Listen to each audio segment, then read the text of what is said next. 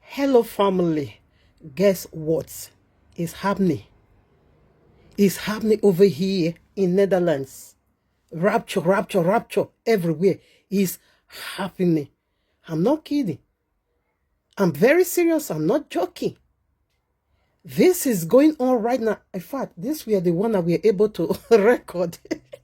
So this is the sky. This is the one that we are able to film because, you know, I always love to give you people proof. You see now, okay, in Netherlands. Okay, you don't believe me? Please, quickly right now, rush in. Turn on your TV. Tune in to any international news center, broadcasting news center. Please, I mean only international breaking news center, not local, okay? Because when you open to any local station news, you're not going to be seeing it over there. But tune into any international breaking news center like CNN, BBC, Al Jazeera, okay, etc. Do that. You're going to be seeing these very wonders of Jesus. Hey, Netherlands is upside down. Everybody's running. Everybody's running front and back. Hey, this kind of wonders. He's heavy, he's heavy, he's heavy. I see all the Christians in Netherlands folding into the sky, flying into the sky. Oh my Abba, caught up to the cloud. They are with Jesus right now. Oh, Jesus is so faithful. What a faithful bridegroom. Indeed, he so much love his bride. Oh, what a wonder, what a wonder, what a wonder, what a wonders. Oh, my Abba. I never knew. Wonders, miracle. Oh, my Abba of all ascension. Oh, my Abba. What is going on? What is going on? These kind wonders. I never see this kind wonders. These kind wonders, oh. It can only come from Jesus, oh. Jesus wonders. I never, ever see this kind, oh. This one is superb. Rapture wonders. It can only come from Jesus. Jesus wonders. I never see this kind of. His rapture wonders. This can only come from Jesus. And okay, I'm doing this filming. I'm recording. I'm doing this message. September 23rd at about what time? In the evening, okay? So tomorrow now, midst of the week, whom you call Wednesday, will be 24th. So family, or rather Christian, let me talk to the Christian, okay? Please, if you couldn't make it today, don't worry. I will also do another filming tomorrow in the cloud, okay? Jesus will pick you up tomorrow. Yes, you will be caught up. Jesus will fly you up tomorrow. Definitely, you will fold up tomorrow. Maybe today you are not in the list of PGC today. Tomorrow it will get to your turn. It is just turn by turn. Some even extended now to 27th, okay? You know, Christendom, they are a lot. They are a lot. They claimed half of the world population. They are over 4 billion. So, you know, it's not going to be easy for Jesus also. You know, it's not also going to be easy for him to fly all of them one time. It's going to be a very serious, you know, it will be too much. Come on now, let's understand Jesus, okay? If he didn't get to your turn today, if you couldn't fold up today and tomorrow also, just exercise little patience, okay? Jesus definitely will make it up to you. See, deity people is believing in. How many people call me today in my working place? Laugh want to kill me. They want to use laugh to finish me. Especially one lady that called me. First of all, she was the first person to call me. She says, Princess, rapture, rapture, rapture. I hope you made it up. And I say, you know, I'm not Christian. I'm so envious of Christian right now. I'm so envious. So I don't know what I'm gonna do now. I miss it. I'm being left behind. You know, the woman has especially used. Jesus will pick everybody, but you that is calling him pig. You know, you always call this guy pig. You see yourself now. You are being left behind, which means he just abandoned you. So are you still going to be calling him pig? I say, yes, I will still do it one more time. But I will be calling him pig sumo. I will be calling him the sumo pig. Maybe I will not call him big pig any longer.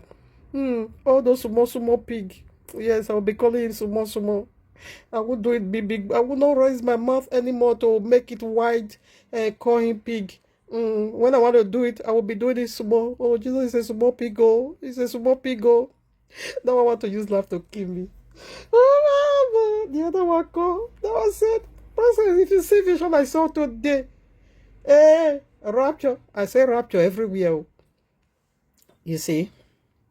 So this is the God people depend on.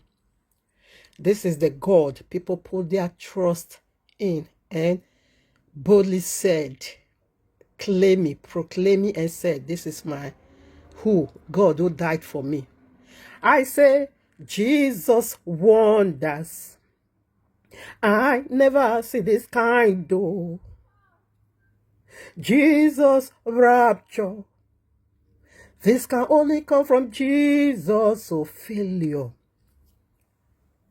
Did I not rightly prophesy? Am I going to be calling this prophecy? Did I not rightly? Because I know who is PJC. Unto eternity, no rapture. Okay? You know, Christians, they are so shameless. They have no shame. I tell you, of a certain, they will set another date now.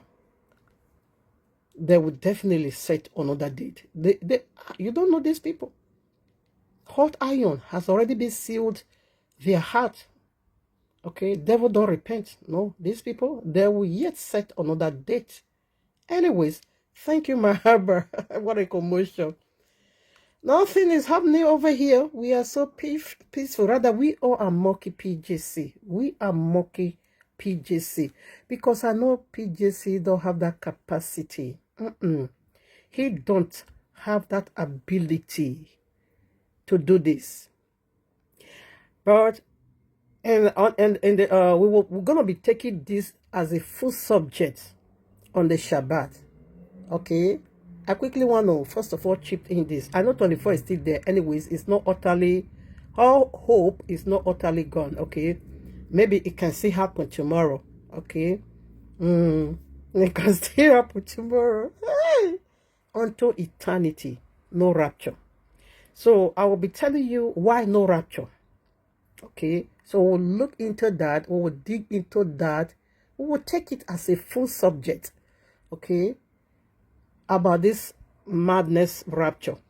Okay, of PJC. He can't do it. He can't. He can't. Jesus does. In fact, Jesus is not aware about this rapture. Christian is broadcasting now on the street. Jesus is not aware. See thousands upon thousands of people confirming this very nonsense. They are crying. A lot of people sold their house. Anyway, let's just leave this one till next week. Till Shabbat. Okay, till Shabbat. We're going to be doing that. I will be reading some comments.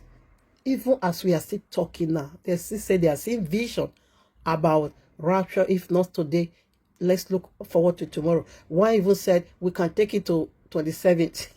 I'll say about 27th. If you like, drag it onto eternity. You can drag it onto eternity. No rapture. Keep fooling yourself there. Anyways, let's do why we are here today. Thank you, my Abba. Love you so much. Abba Yahuwah. Abba Yahuwah. My Abba Yahuwah. Oh, my Abba. Your name is so wonderful. Your name is so beautiful. Your name is so lovely, lovely. Maba Yahuwah. Your name is so powerful, powerful. Your name is so powerful. Your name so powerful, Abba. I love you, my Abba. This is what it made me to be, to love you, oh eternity, oh eternity, oh eternity, oh eternity. I love you so much, my Father. Thank you for giving me your set-apart spirit. The Ruach HaKodesh, also thank you so much for giving me your set-apart word, King Yahushua HaMashiach. Not just me only, I also thank you with every breath in me, oh Abba Yahuwah, on the behalf of the entire camp of Israel, for giving us Yahushua HaMashiach. Thank you, my Abba. We say to that we indeed love you for this wonderful act of love. Oh, Abba Yahuwah, you bestowed upon us. You bestowed upon us. We will forever grateful unto you, because it's not he that wills, not he that wrongs. It is you, Abba, that show mercy. If not for your mercy, I would have been spending all my life on this ground of deception. I would have also been among those today being disappointed. I would have been feeling so sorrowful right now. I'm not better off them. I am not better than them. But it is your mercy that signal me out of this mist, out of this ground of blasphemy, out of this ground of mockers. It is you signal me out. And you now put me in the right path to walk this very path of eternity, to be your servant all eternity. Thank you, Abba. I appreciate. Thank you for giving me this great, unique privilege to be a part of your choosing, your elect, the people so dear unto your heart. Thank you, my Abba. I just love you. I recognize these wonders you did for me. This is a wonder unto my soul. It's a wonder unto my soul. Because I see people taking this very event so serious. One said he sold his house. The other one sold his car. This one said, I sold my house. And I sold my what again? My TV. Said including my TV. How do you want me to fix it now? How do you want me to fix it? You can't fix it. You can't undo it. Even some even quit their job where they get their daily bread. Is it not history playing out again before our eyes? Is this not the subject we'll be talking about, we'll be addressing, laying it one after the other? You still remember 1844, October 22nd, whereby people sold their houses, their companies, their cars, even farms. All their home utensils, they give it away. Even their life savings, they give it away. In fact, many of them that sold their houses, they used that money to fund this Millerite movement of this same madness again, rapture. 1,000 souls sold white garment, and they're not gathered in the wilderness of William Miller farm, waiting for Jesus to come. And They said unbeliever that bought a trumpet because they knew that is not existing. It can't be. It can never be. Just the way unbeliever prophesied it, it was so. And then I said every single person that believed that movement, almost all of them, 99.9% abandoned Jesus Christ. Only 10%, I'll be only just 1% left. They now call themselves the little flog. I'll be flock. I don't know what they call themselves.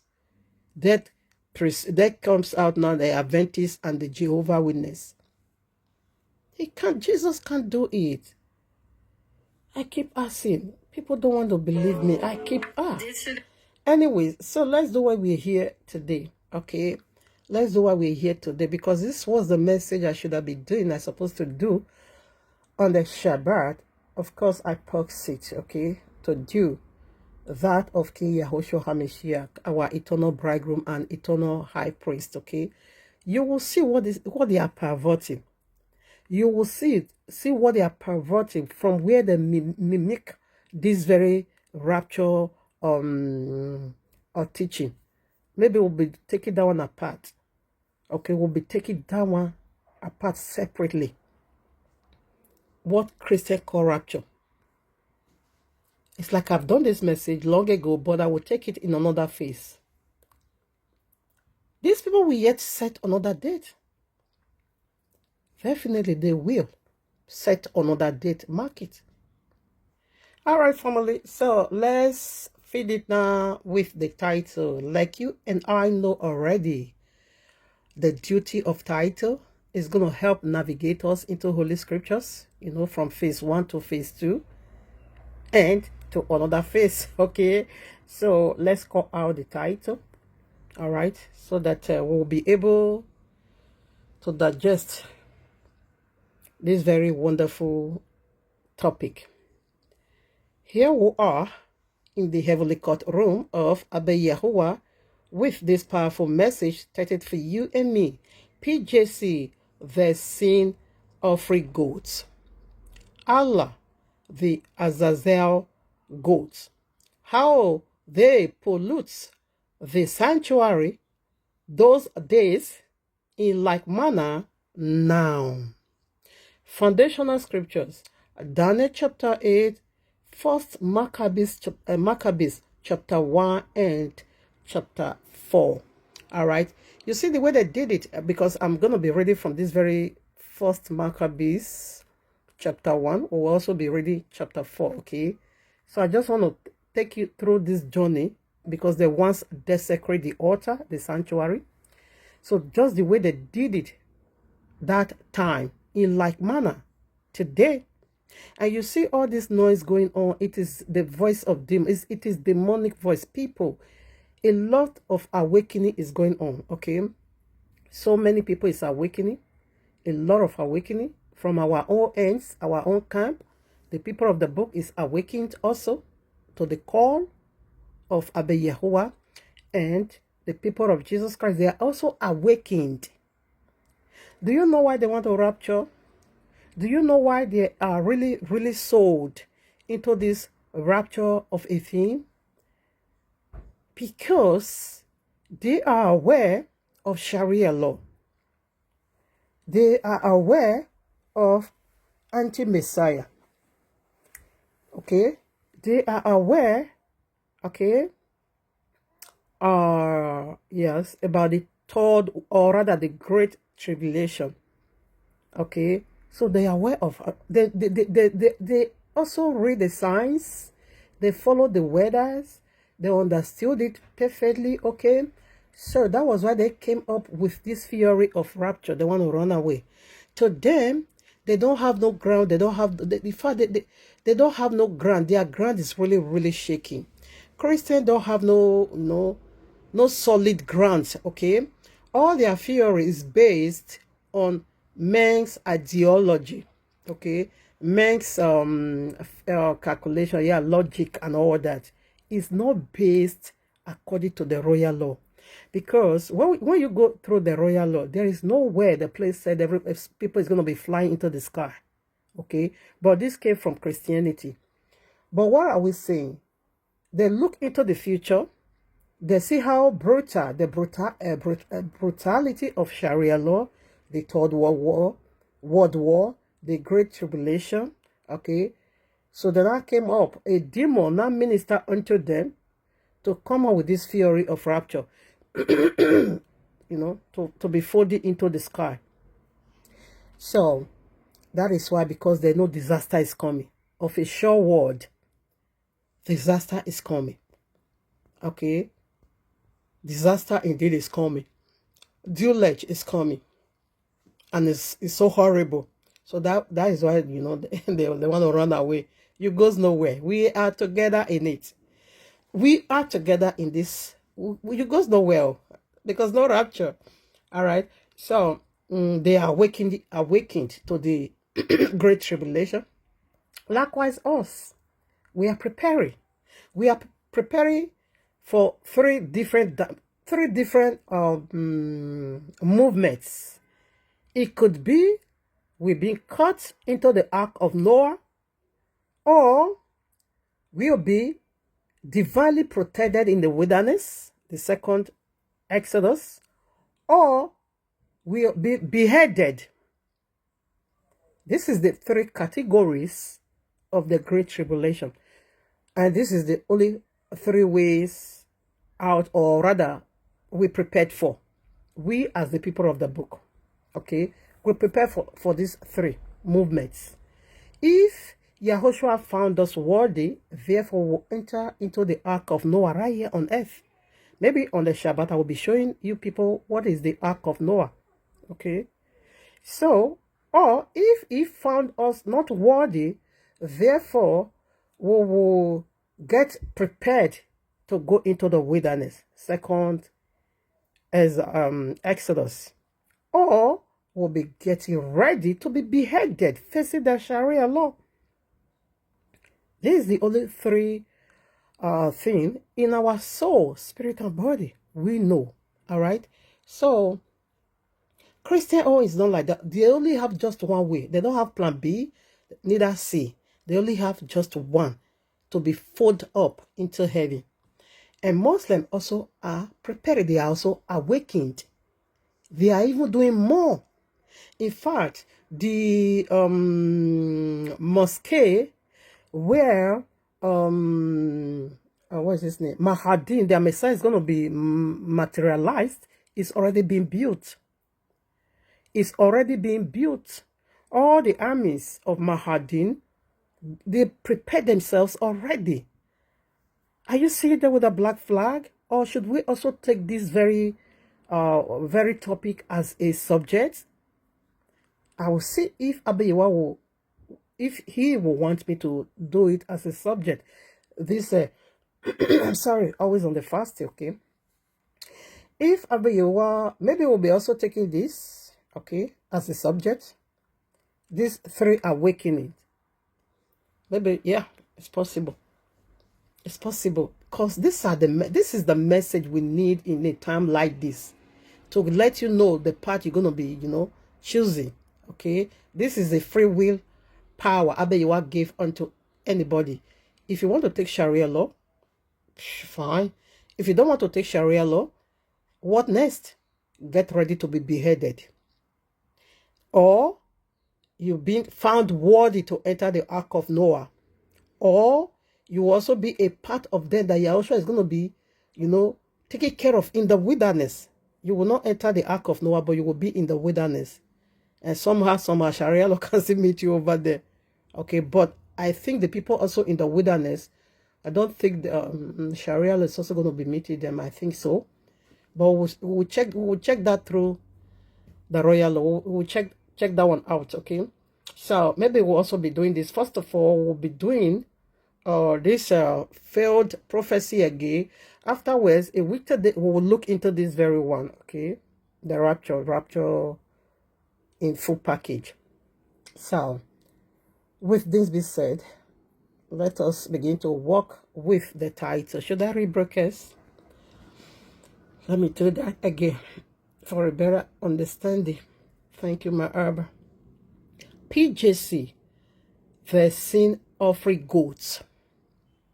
Allah, the Azazel goat. You know what is Azazel? Azaz simply means to take away. El simply means God. Okay, so this Azazel is a God that is going to take away iniquity. That is going to carry in his body iniquity. Yahushua is too holy. He can't carry your iniquity. Yahushua can't put your iniquity upon himself. No way. Abba Yahuwah, okay, sent him forth unto us to die. Okay, not to pollute him in that manner. No way. All right. What Yahushua came to do, it is a peace offering to reconcile us back unto Yahuwah. Peace offering. When there is confusion, chaos in the family, okay, between okay, oh, what is going on here? Between father and his children. So, or rather between father and some part of his children. So one is going to come as a peacemaker. Because, okay, Papa banished such a group of his children. Okay, let's say 2 or 3 or 4 or 7. Okay, let's put it 7. Left only one. So that one that is left is not okay with him to be alone in the kingdom or in the family. Why are all his brethren or siblings is lost on the street? Therefore, that one is going to be making a peace, okay, within the father and the children, the one that is lost on the street. So the one that is still in the house is going to be calling unto his papa. Papa, please. The papa will say, being the father of the house, this is my judgment. If you are willing to die, because for these people to come back that defile me, all these 7 children of mine, for them to return back into my house as my family again, hey, I will put you to death, because my judgment for them, I've already sworn for them. I've already said they are dead unto me. So if you are willing to die in order for them to be resurrected, fine. So the only one brother in the house will say, Papa, if that will make them return back to the family, if that will make you, you know, to forgive them, I'm ready, I'm willing to do that. So that's what Yahushua did. Because we break the law, and Lord demand justice to die. So Yahushua take that place. Not as a sin offering, and he didn't bear your sin in his body. No way. You know what is sin? So Azazel simply means to take away God. That is Azaz, to take away. El, God. El simply means God. Azazel. So let me take the title again. Just manage this, my little illustration. So if you don't find it worthy, fine, just put it to one side. But I quickly want to put that picture. Okay. Like father, a father, the head of the family, is the prince of the house, is the God of the house, is the almighty of the house. Okay.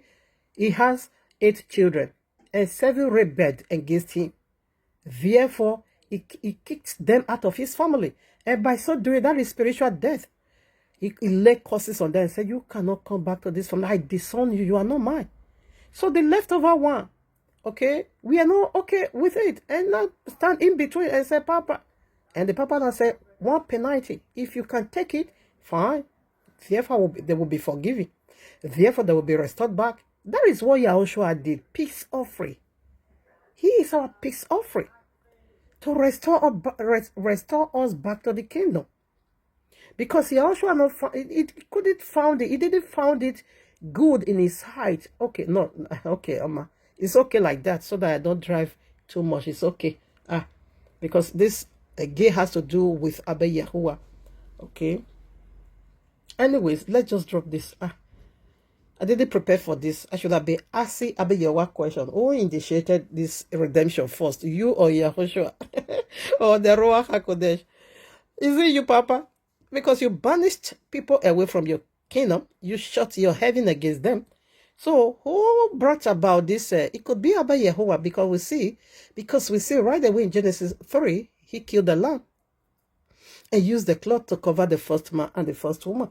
Anyways, let's drop this. This one is another, mystery. So let me not just be driving left and right. I don't want to drive recklessly before Abba Yahuwah. So let's dump this topic.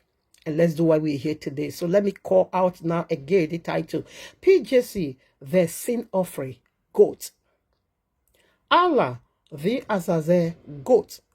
How they pollute the sanctuary those days in like manner now. All right, in like manner now. Like where I just illustrated. Quickly, let's preset it. Second Corinthians chapter 4 and verses 4 also. I would like to read this one. In whom the God of this world hath blinded the minds of them which believe not, lest the light of the glorious gospel of Mashiach, who is the image of Yahuwah, should shine unto them. So here now we see two gods. One is being called the God of this world, the blinder is going to blind you not to see the glorious light. And we see another bigger one here. Okay. Now, this God that is carrying the sins in his body, Azazel, which is Allah, okay, is the God of this world that blinded the mind, the eyes of many, like Christendom. He is their blinder. In every denomination, in every organization, in every religion, there is always Allah and there is always Jesus. They are together. Allah is the fallen seraphims, while Jesus is the fallen cherubims. So in every kingdom, there will be Allah, there will be Jesus. There is Allah in Christianity, there is Jesus. There is Allah in Islam, there is Jesus. Also over there, everywhere, whether pagan, stone and wood worship, they are just, this is how their kingdom function. They are brothers in crime, criminal in crime. Okay, so they are sharing the kingdom together. Okay, they will come here, they will act. Allah is always like the father, though he's not a father in Islam, but in Christianity is a father. So they are all together. So that is why you see all this temple, all this idol worship. You are not going to be seeing just one idol. You will see a lot, so many. You will see large God, you will see small one. Yes, the large one obviously is Allah. All right. So we see now, this is the God of this world. Okay, before I open up the scripture, let's quickly, we see already the God of this world. Okay, so let's see something over here. John 1 again, or rather John chapter 1 verses 29. I read. The next day John seeth Yahushua coming unto him, and saith, Behold, the Lamb of God, which taketh away the sin of the world. We see the God of the world, and we also see the sin of the world. And we see this God of the world is a blinder. And here we see in the temple service, ritual, oblation, there is a goat over there that is called Azazel. That is the God that takes away sin. The God that bears sin, iniquity in his own body. The God that carries sin in his own body. The God that his body is simply sin. And what is sin? Follow up with an open mind through the mindset of King Yahushua HaMashiach. Therefore, this message will be beneficiary unto you. Let's first of all look into Matthew chapter 22, verses 10 through 13. Okay, so what is the title? What is our title? PJC is the goat offering. And Allah is the one to take. There is a goat offering. There is a goat that needs to die instantly. Though you died spiritually, but your physical body was still alive, okay, waiting for that pending judgment to be consummated. But the mercy and compassion of YAHUAH spare you. Okay? That is why in the old system, in the temple ritual, sanctuary, this oblation is going on every single year. Not just only every single year. In fact, every day when you sin, you need to buy a goat. It could be he goat or she goat or bullock. And you will not bring it unto the priest, the high priest. And the high priest, in a normal day, he will tell you to confess your sins. Put your hand upon the goat you brought for sin offering. All your error mistakes you just committed. Confess it and say it is this goat who did it, not you. That was what Apostle Shehu used this idiom in Romans chapter 7. I forgot the verse. Okay. He said, the good things I wanted to do, I couldn't do it.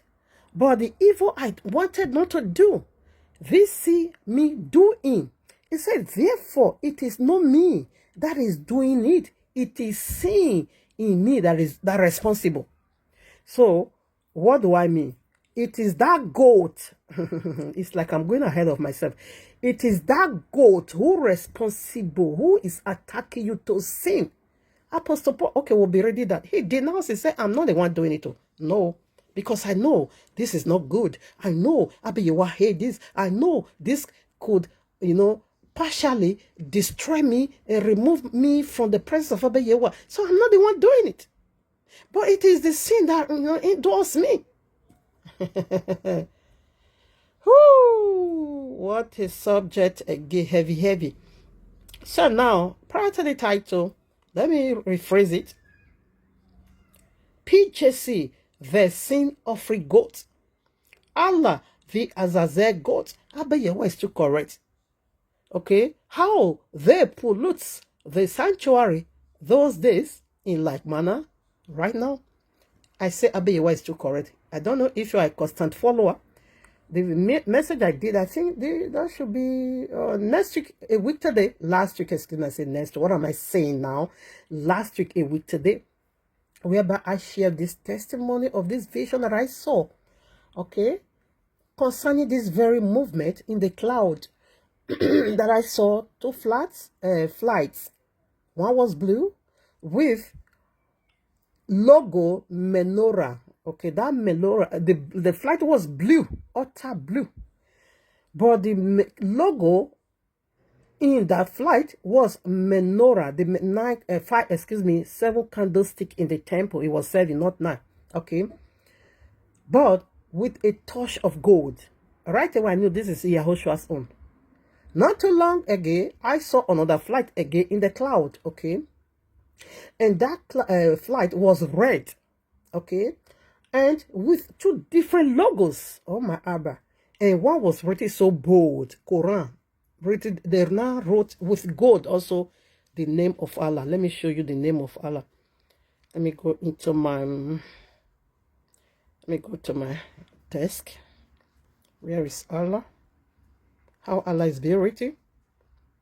YAHUAH help me, because I need to read this First Maccabees chapter 1, the whole chapter, and some verses also in chapter 4, not the whole chapter 4. Then again, we will also read chapter 6 and a few verses as well. You see, this is how I saw it. You see, a snake on the one side of the logo, right hand side of the flight, that is blood, utter blood. This were the logo. This one with Quran. This one, the name just like this, written like gold, written with golden pen as this. In conjunction, Quran. Okay. Then when I also look at the left side of the flight, Christmas tree. You know, this Christmas tree, all the decor, they used to decorate it. It has different colors. Hell, Jesus has different faces.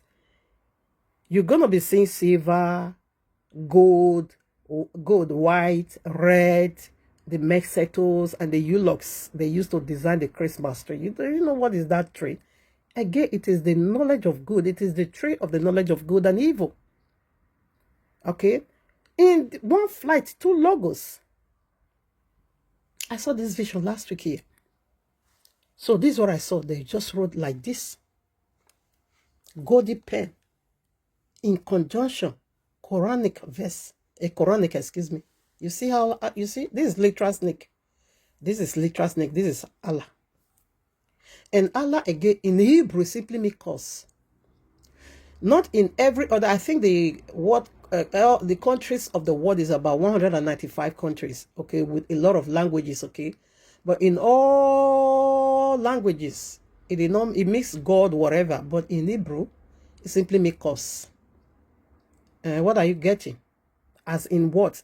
The cause serpent in Genesis 3. Allah is just letting you know, I am the cause. Cause of what? He is the one to carry all your error on his head. He's being caused by YAHUAH because he is responsible for iniquity. Okay, piloted by Jesus Christ. Supported, okay, by Jesus Christ. Spiritual world is so dirty. I almost get offended again tonight. Last night, excuse me. Prior to what I'm saying. So dirty. Looks like no hope. No hope for the common masses. So dirty. Sex perversion everywhere. Allah is hiding in people's back. Whether you are a man, you are a woman. Allah is just hiding. Allah is hiding. Jesus is not hiding. Allah is hiding in people's back. Knacking people's anus. That is his position. Anus knacker. Whether you are a man or woman, Allah don't just care. He will bang you right from your back. And I saw this nonsense. We were laying on the grave. I said, what is this? He said, this is what is going on.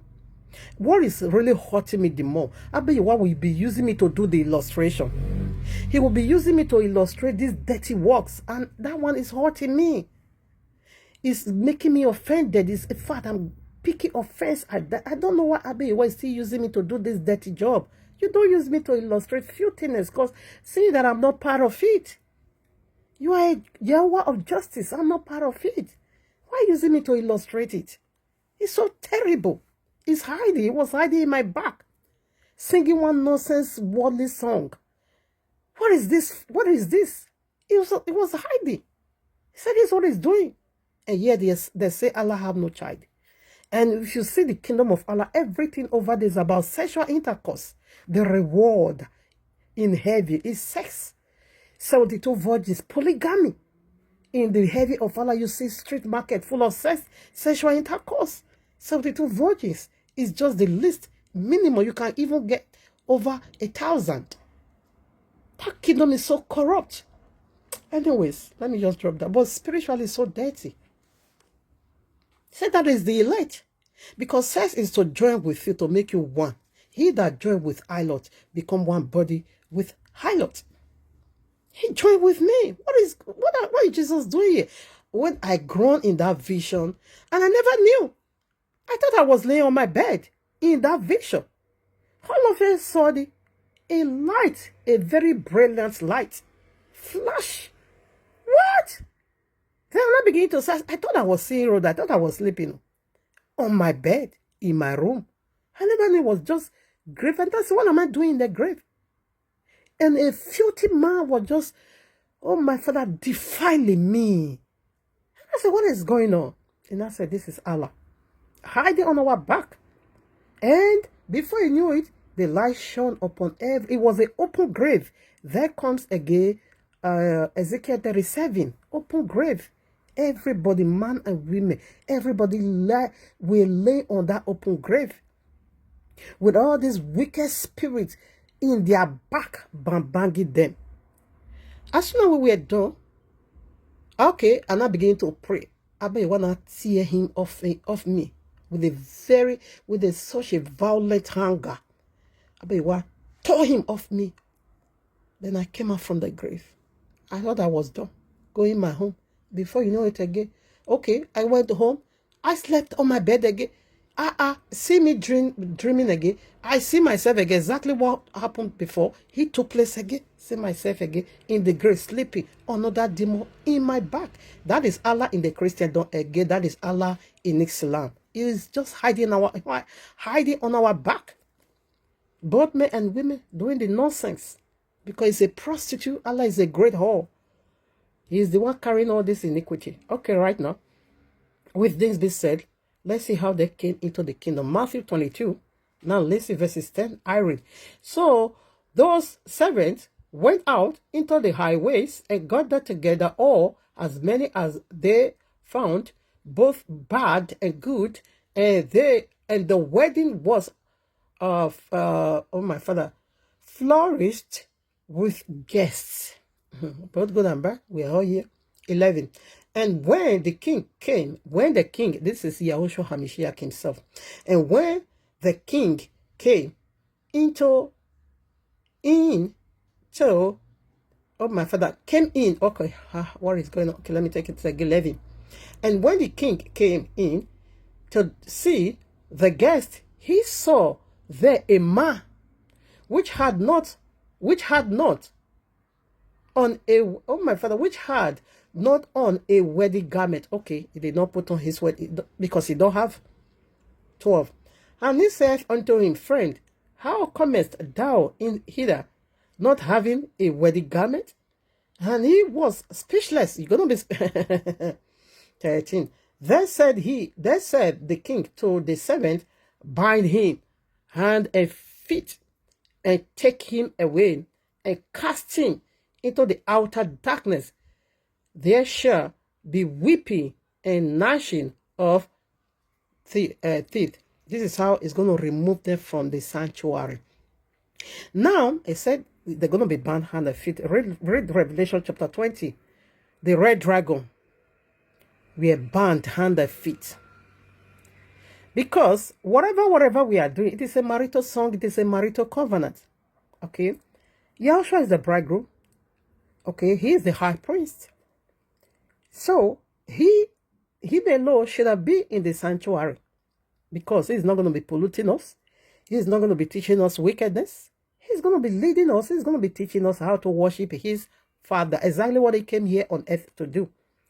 Now, not ye that a man was found in the sanctuary, in the wedding banquet, okay, among the bride, okay, sitting with the bride of the holy king, and have not a wedding garment. And Yahshua asked, how did he come in here? How did you enter here? How? Because you don't have wedding garment. What brought you? Which way? You passed through. Which way? You passed through into this very wedding gathering. Okay, let's first of all see how he entered in our midst. Genesis 3. This is how he entered among us, we human.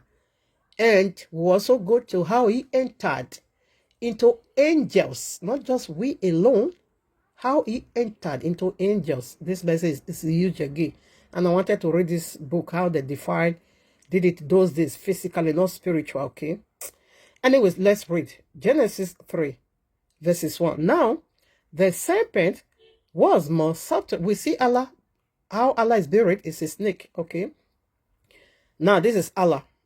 Now, the serpent was more subtle, very clever, in fact, very, very subtle, very, very crooked, very smart, okay, than any beast of the field, because he's a high-ranking angel. Seraphims is the highest ranking in heaven.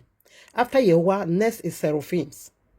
Okay, these seraphims, you can see them in Isaiah chapter 6.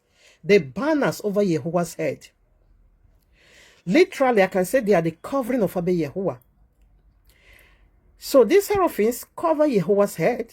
They are in the highest. And cherubims cover Yahuwah's, when somebody sits like the bodyguard. Okay. That is the cherubims. Okay. So seraphim is the high-ranking angel. And seraphim is the second to follow. Second-ranking angel. Okay. And the four living creature is the third-ranking angels. And the archangels is the fourth-ranking angels. And the multitude of angels that worship are the fifth-ranking angels. So these are the categories of angels in heaven. Okay, but we also have these 5 categories angels, fallen ones now, like the seraphims. Okay, now seraphims, what is the meaning of seraphim? Seraphim simply mean the burning ones. They are blazed ones, the fiery ones. These almost got all the attribute of Abiyawa, okay, because they are the firstborn, and cherubims are the second-born. Now, in plural, seraphims simply mean fiery ones, okay? Singular, seraph. What is the meaning of seraph? Flying snake. We see this. Can I go back to Allah? Is this coincident? Is this not my boggling? This is Allah. This is how Allah is buried. This is in the name of Allah. Snake. And this is his beheaded sword. This is Allah, you see? You see his head snake ready to bite. And this is his beheaded sword. It's prepared. And this is literal snake. And this is literal snake. And this is why Christians want to run away. That's why they want to flee into the heaven of Jesus. Unfortunately, Jesus is the second ranking angel. He don't have no heaven. It's in the paradise of Allah. Jesus has already been subject unto Allah. Now listen, Genesis 3. You know, Yahushua asked a question. He said, he saw a man without wedding garment. How did you come in here? You don't have the righteousness. You don't have the truth.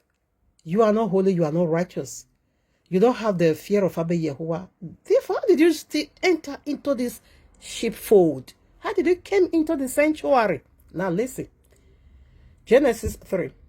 Now, the serpent was more subtle, very clever, okay? Very, very smart. Because he's the high-ranking angel. He's more smarter than Adam. Because Adam it falls in the categories of the 5th ranking, angels in heaven. Adam was part of that. Adam is just a small boy. That is why he prevailed against Adam. Like you and I, we are just small. We are little children before them. They are powerful. Now listen. Now the serpent was more subtle than any beast of the field which Yahweh Elohim had made. And he said unto the woman, Yea, hath Yahweh said, Ye shall not eat of every tree of the garden. 2. And the woman responded. And the woman said unto the serpent, We may eat of the fruit of the trees, plural, of the garden. This is literal tree, just like the basic one we know here on earth. Now, but the other tree we are proceeding into is not normal one. It's a deity. 3 now. But of the tree, singular, but of the fruit of the tree, which is in the midst of the garden, is in the midst of the world. Like he was being found in the midst of the bride, righteous people. And these days, he sit in the midst of every single thing. He's in the center of the world instead of Yahuwah. Now listen. Okay, let me take 3 again. But of the fruit of the tree which is in the midst of the garden, Yahweh had said, Ye shall not eat of it, neither shall ye touch it, lest ye die. It's already in the garden, it's already in the midst. This is how it entered. Now listen from. And the serpent said unto the woman, Ye shall not surely die. Come on now. For Yahuwah doeth know that in the day ye eat thereof, then your eyes shall be opened, and ye shall see, ye shall be as gods, knowing good and evil. You're going to be like me. Now, serpent did not come to obey. He did not quote the word of Yahuwah in honor of Yahuwah. Rather, he was, and the woman also was quoting the institution, the rules and regulations of Abba Yahuwah to obey. Rather, she was not debating the word of Abba Yahuwah with serpent. Serpent came to debate the word of Abba Yahuwah. He were commenting and debating and questioning the authority of Abba Yahuwah. And the woman opened the door for him to enter. Yahushua now asked him, How did you come into my bride? How did you enter here? So this is how he entered into the sanctuary, into the sheepfold. We have wedding garment, but he's still here and is polluting the wedding garment. Now, let's see how he also entered, not just we alone, into angels also. He did the same entry in heaven. How did you come in here? Now listen, Revelation chapter 12, verses 1. And there appeared a great wonder in heaven, a woman clothed with the sun and the moon under her feet, and upon her head a crown of 12 stars. And she, being with child, cried, travailing in birth, and pained to be delivered. This is truth. To deliver truth is so painful, it's so lonely. The ways of truth is so lonely. You will walk that narrow path alone. Who's going to stand with you? Few found that narrow way that leads to heaven. And it's full of pains, full of rejection, full of insult, full of name calling. It resolved to name calling. Okay? But you see the broad way. Oh, my Abba. Now verses 2. And she, being with child, cried. Okay, I read that already. Fair enough, listen. Another one. And there appeared another wonder in heaven. And behold, a great red dragon, having 7 heads and 10 horns and 7 crowns upon his head. And listen, I'm after the verses 4. See, you see the way it entered into the physical human in like that, in like manner it entered into angels in the presence of holiness. Verses 4. And his tail, listen now, his tail drew the third part of the stars of heaven, and did cast them to the earth, and the dragon stood before the woman which was ready to be delivered, for to devour her child as soon as it was born. And she this dragon really, in Genesis, that is where he poured the whole, whatever childbirth away, okay? And that is also the curse YAHUAH also put upon the woman in our uterus. That is the blood we are seeing, is a curse. It's uncleanness, okay? Now listen, what is as an animal, you remember their tail. So what is before their tail? Because it said, he drew the third part. If angels is 8 million or billion, so his demons succeed in flowing 2 billion down here on earth through his anus. He said he flew them down through his anus. Now, what is in the, okay, or rather through his tail? And we know the tail of animal is on top of their anus. Tail, anus is just one. Okay. Now, he used his anus, his tail, filthiness to flew to deceive holy angels. From the 5th ranking angels, these demons succeed, like I illustrated, if all angels over there are 8 billion or 8 trillion. Let's put trillion. 8 trillion, though they are innumerable, okay? But let's do this calculation, because it said one part of the stars of heaven. So if all angels over there are 8 trillion, so this Allah, we are able to flew down 2 trillion. He succeed with his lies, with his uncleanness, with his anus, purple, something, a waste, something that is coming that is not needed in the body. He used it to deceive them. He used it to enter them. He promised them kingdom. He promised them rulership. He promised them all this nonsense and flew them all here on earth. These are the ones you see in your dream today. We call demons. They are the 5th ranking angels. Today we call them demons. So he used his uncleanness, his lies, his filthiness to deceive them. Just as he entered also the physical sanctuary, he also deceived the woman, he deceived the man, and flew them again into the bottomless pit, flew them out of heaven, flew them out of holiness, out of YAHUAH'S presence, into this very hard ground you and I is stealing today. Remember, we are working with the question YAHUAH asked, how did they come in here? And this is how he came in here. So let's press it. Let's confirm that now. In Luke chapter 4,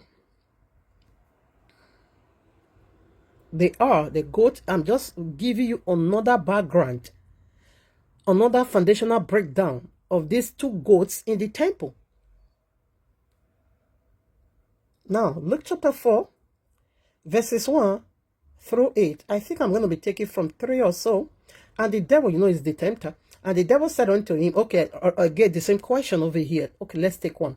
And Yahushua, being full of the Holy Spirit, returned from Judea and was led by the Spirit into the wilderness. This demon, they always do in the wilderness. Remember, I have a subject that is called Messiah in the wilderness. Now listen, and that is the wilderness everybody's in right now, because it flew every one of us there. I say, what is this again? Inside grave. Why should grave be somebody home? Why should grave be our bed? I was so hungry. Where we rest? Why should we rest in the grave? Yes, that is open grave. Ezekiel 37. In fact, hey, Yahoo, I love you so much. Resurrection is about to take place. Now listen. Verses 2.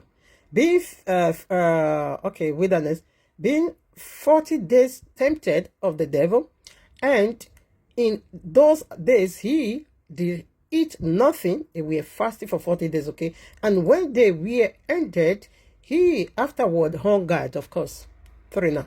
And the devil said unto him, I want to question him, if thou be the son of Yahuwah, command this stone that it be made bread. So, what did he do when he came into the sanctuary, Genesis 3? Does Yahuwah really said you people shouldn't eat from any tree of the garden? Question. And he's still doing that questioning today. Here he's also questioning Yahushua. Are you indeed the son of the air? I want to know. If you are, okay, for me to know, just turn this stone into bread. And Yahushua rebuked him. So let's proceed to 5 for the sake of time, because I really want to read the book of First Maccabees. I really want to read it. Now listen, the devil take him again, 5 now. And the devil taking him up into an high mountain showed unto him all the kingdoms of the world. Remember, the God of the world, the sin of the world. In a moment of time, it flashed all of them in his heart. 6, because he's so subtle, so smart, clever. And the devil said unto him, all this power will I give thee, and the glory of them, for that is delivered unto me, and to whosoever I will, I give it. Who gave him? He confirms it. He just confirms it.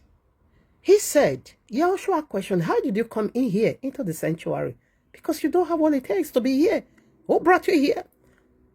And we see how he entered. Genesis 3. We also see how he entered into the heavenly sanctuary and pollute angels over there also.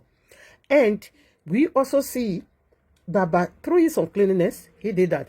And here he not confirms it. Adam brought me in. He said, this is being given unto me, delivered unto me. Who gave him the key? Who brought him inside? Who opened the door? Who brought him into the holy sanctuary of Abba Yahuwah? Who? He said, for he's been delivered unto me, and I can also give it to you if you just fall down and worship him, because he's seeking for worship.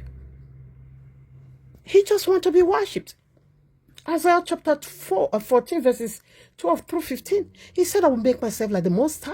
I will ascend into the cloud. I will make my star a fad. I will raise my stars, my throne above the stars of God. And I will sit in the congregation in the side of the north. And I will make myself like the Most High. What a wicked and a envious spirit. Now let's see where again. 7. If thou therefore will worship me, all shall be done. He's just seeking for worship. He said, you see the power and the glory of this kingdom, of this world, the entire world, 4 corners of the earth. He flashed them one time. He said, if you would just fall down and worship me, I will give them all unto you. It will be yours. And Yahushua now, he got a rebuke, a sharp rebuke from Yahushua, because this is the second Adam. You're not going to be feeding him with that nonsense like you fed the first Adam with your stupidity. You're not going to be doing that here, okay? Yahushua rebuked him. Now listen. Remember, Adam brought in him. Because I'm still proving to you how they entered into the sanctuary. Now, Romans chapter 5, verses 12 or so. Yes, 12. Remember we read about the sins of the world and the God of the world, okay? And we also see how he flashed the entire world in the eyes of Yahushua. And yes, Arena, Romans 5:12. Wherefore, as by one man sin entered into the world, and death by sin, and so death passed upon all men, for that all have sinned.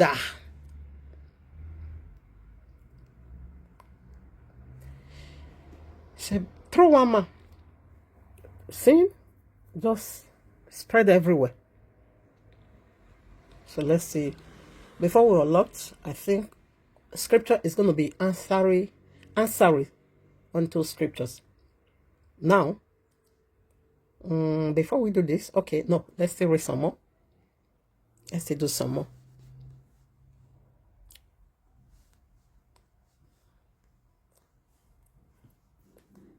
Okay, First John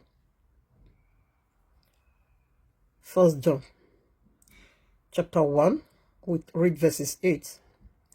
If we say that we have not sinned, we deceive ourselves, and the truth is not in us. Remember, we are working with what? Sin in the sanctuary now. If we confess our sins, he is faithful and just to forgive our sins and to cleanse us from all unrighteousness. And again, repeatedly, if we say that we have not sinned, we make him a liar, and his word is not in us. So remember, here is the very, very vital information. Now, it says if we confess in Yom Kippur, all the goats, the two goats, whether in Yom Kippur or in the normal circumstances, in the normal day, we normally confess our sin. Who are we putting? Who is bearing the responsibility? Who are we pointing to? Remember in Genesis 3, Adam said the woman you put here, and the woman pointed back to the serpent. This thing, this very act of man that makes us to break your rules and regulations, it did not come from me. Adam said, neither me. Adam said, not me. And the woman said, neither me. And it came from serpent. They roll it back to him. He taught us that. How to do away with your own. No, it did not come from us. In fact, the book of Jubilee says 7 whole years that we are in the garden working for Abba Yahuwah. The woman is naming all animal, the female animal. The man named all the male animal for a whole 7 years. So they now begin to push it to, they push it back, they roll it back. This is how they confess their own sin upon, he's the one who did it. Just like Apostle Shehu. Romans chapter 7. I know the good thing, the right thing I ought to do, but I'm not doing it. But the very thing I hate the most to do, and this I found myself doing. He said, therefore, it's not me that is doing it. It is the sin in me. He pointed back to his sin. So, this will be clear. I just wanted to first of all get this. Okay, the goats owned by Abba. What is going on here? I rebuke you, Jesus. Yeah, what's my name? Just distracted somebody here. All right, I will leave it like that. Let me just leave it like that. I don't need stress. I hate stress. All right, so you see, he said, if you say this goat, this sin offering goat, you are not working one-on-one. You are not 5 and 6. If you said so, say you are a liar. Remember, Alah is a father. John 8:44, you are of your father the devil, and his will you will carry out, because he's a liar, he's a murderer, and he don't hold to the truth. When he lie, he will just enter into his own native language. For he's a liar and the father of all liars. You get that? You do just get that? These demons, they are just distracting me over here. You see? Anyways, let me just manage it like this, because time is also running out. So you see, he said, if you say you don't know this goat, this sin offering goat, if you ever say you don't know, it's not working with you, you don't give him your attention, he said, therefore you are a liar. But if you just confess all the teaching he gave unto you, he said, I will roll it from you, I will cleanse you from all unrighteousness. That is going to take it from you, and he will put it on this goat head.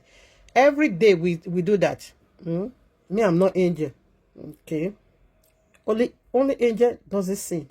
So let's do another one. Now we are going deeper now. 1 John chapter 3, verses 4. I read. Whosoever committeth a sin, transgress also the law. For sin is the transgression of the law. Did you just get this? Whosoever. So what is the definition? The only definition of sin, it is breaking the royal law, just like the woman did. So what makes it to break the royal law? A deity stood by you and taught you how, or rather presenting his own unto you, giving you his own ideology, giving you what he thinks about what Abiwa give unto you. Now listen. Thank you, Abiwa, for reminding me. Now, these demons, they don't have their own institution. They don't have their own giving law. So how are they doing their own? That is the knowledge of good, small good in them. So they need information. They now goes to the woman, in like that they also goes to those angels. One part of angels, a bit thought part of angels, they flew down here on earth. So they will go to them, they will ask them, what duty did Abba Yahweh give unto you? So how are you going to be worshiping him? And how did he instruct you? Those one will tell him, this is how he defy the angels. He will not give them his own counsel. Do you know what? You know what? This is what I felt. This is what I feel. And do it like this and do it like that. So those ones, they will not deviate from that of Abba Yahweh. They now begin to go because they knew him. Serpent is the hierarchy. After Abba Yahweh, he is the second in command in heaven. Seraphims, they are very smart. They are more powerful than any angel. There is no way Adam can overcome that serpent. No way. Neither you nor me. Okay? That is why First John said, if we say we are not working one-on-one with this demon, with this sin, goat offering in the temple, you are a liar. Now, oh, Shandalabo Sekeyaba. It flies away again, will come back again. Okay, yes. You see, it comes to the woman. He makes inquiry. Did the YAHUAH say so? Okay. It's not. You see how he convinced her. Actually, you're not going to die. But YAHUAH is keeping some secret away from you. He knew. If you know this thing, if you eat of this, you will become God. Your eyes going to be open. You're going to be seeing visions, revelations. You just say you will be God. You're going to be a creator. Is the woman a creator? Of course she is. Is the woman like God? Of course she is. How? Her womb. That is the God in her. That is the God in her. Her womb is YAHUAH'S laboratory. Give her a seed. She's going to nurture it. She's going to water it. She's going to prepare it. In 9 months' time, she will give you a male or a female. She creates a human being for you. But simply now make it known unto her in a very perverse way. So this is how he's doing it. He will work with information. Any assignment Abba Yahweh give unto you will come, and he will tell you what he feel about it, and he will also give you some counsel. You should do it. He will modelize it. He will genetic modify it in your hands, and that's what he's doing. And this is how he entered the temple. So only definition for sin, what is it? Breaking the royal law. And when you just break the royal law, you can't go unpunished. The royal law have a law also. He have a commandment. He have a judgment. And he needs to sentence. Let's see the sentence of the royal law. Sin simply means breaking the royal law, okay? I have not yet unveiled to you who is sin. And I will do that after this. Romans 6:23. For the wages of sin is what? Death. Pause it over there. You know, we work in the factory. At the end of the month, you receive payment. Okay, me, I work for myself. Okay. As soon as I'm done, whether 5 hours or 3 hours or 2 hours, I receive my payment. That is my reward of my hard work, isn't it? In like one of business people, they receive their payment. Each one of us will receive our payment, wages. And she said he also have payment. And he said, my own payment, what is what? Death. Remember the tree of the knowledge of good and evil. What is his name? Death. Now let's go. You know, one must to die in the sanctuary. One God ought to die. Let's proceed. Let's just proceed. Now, what is sin? Okay. I think I read. Okay, I read. Okay, should I be doing the reading again? Okay, first of all, let's go. All right. Let's go to Galatians. No, not Galatians. Second Thessalonians chapter 2, verses 3. Listen now. Let no man deceive you. Where do we first of all experience this word called deception? From heaven? Within the third part of angels? Again, the early sanctuary. We also see the red dragon, the snake, deceived the woman. And he also deceived the man. Now, listen. Let no man deceive you by any means, for that day shall not come, except there come a falling away first. Remember, he is talking about gathering together of the elect. And you know, some people is just being deceived today. Some people is so hot. Some people is crying now as we are talking. Because Jesus did not rapture anybody. Okay. He said, let no one deceive you. They're being deceived. That's what we are saying. Some even being deceived to look up to 27th next week. Oh, rather, it's still this week. Also. Now listen. Let no man deceive you by any means, for that day shall not come, except there come a falling away first. And that that is a phrase. And that man of sin be what revealed, the son of perdition. See what he's seeking for. Who oppose and exalt himself above all that is called what? God. All that is worshipped. So that he as God sit in the what? Temple of YAHUAH. Doing what? Showing himself what? That is what? God. Right in the temple. And where did it, when did this, you think it's now? Genesis 3. Among angels, it declared himself God. Amongst humanity, flesh, in Genesis 3, he also declared himself God. And he's getting worship. Is Jesus not being worshipped? Of course now. Is Allah not being worshipped? Of course they are. He's just seeking for worship. Now listen. That man of sin, where? It's referring you back to what is sin? Breaking the royal law. First of all, where do we experience the lawbreaker? Or where do we experience first in history that the law, a certain group of people reject the law of Abba Yahweh? In heaven and also in Genesis 3. That man of sin is a phrase of his origin. Look back to where he started all this nonsense. So let's see what is sin now. Galatians 5. Sin is not just a object of like a dry leaf. They are spirits. Spirits. Galatians 5:16.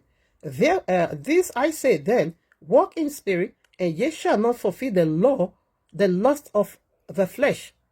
For the flesh lusts against the spirit, and the spirit against flesh. And these are contrary, the one to another, so that ye cannot do that things that ye won't. But if ye be led by the spirit, ye are not under the law of flesh, okay? Because law have a flesh. A flesh has laws. Lust. John 8:45 said, the lust of your father ye will do. And the lust of his father is for him to snatch and steal some certain group of people to worship him. 19. Now the works Now, the works of the flesh are manifest, which are what? This: adultery, fornication, these are all spirit, uncleanness, lasciviousness, idolatry, witchcraft, hatred, violence, emulations, wrath, strife, seduction, heresies, envyings, murders, drunkenness, revelings, and such like, of which I tell you before, as I have also told you in time past, that they which do such things shall not inherit the kingdom of YAHUAH. You see, all these are spirits. And this, you know what this spirit is the one we call demons today. If stealing is a demon, murder is a demon. So it will just enter you quickly. It will ask you to steal, you will do it. It will ask you to kill, you will do it. It will ask you all these things that is against the royal law. They are all spirits. And that was why First John said, if you say you are not walking with, there's no sin in you, so you are a liar. Are you holy? I'm not. I'm not holy. Are you holy? And neither do I. But I don't glory in sin. If I messed up, because especially some small lies, I'm still telling about my job, about my work, because sometimes I use wisdom. When I was just telling them the real thing, some will just cancel the appointment. Like it wasn't last week, I decided to just take off because I thought I don't fall on the street. So when people come and ask, oh, sorry, it's fully booked. Oh, please try and fix me in. They will say, no, I have 3 appointments already. I have 3 braids. There's no way I can fix you in. Please, let's just shift it to next week. I can also call that wisdom, but I was lying. Because to save myself, so that I don't go and fall on the road. The job is just too much. All right, then let's proceed. It's Abba YAHUAH'S provision, and I love it. But at least let me also use wisdom. Money is not everything. So that I don't fall on the street. The stress was just too much. So I have to use some kind of wisdom.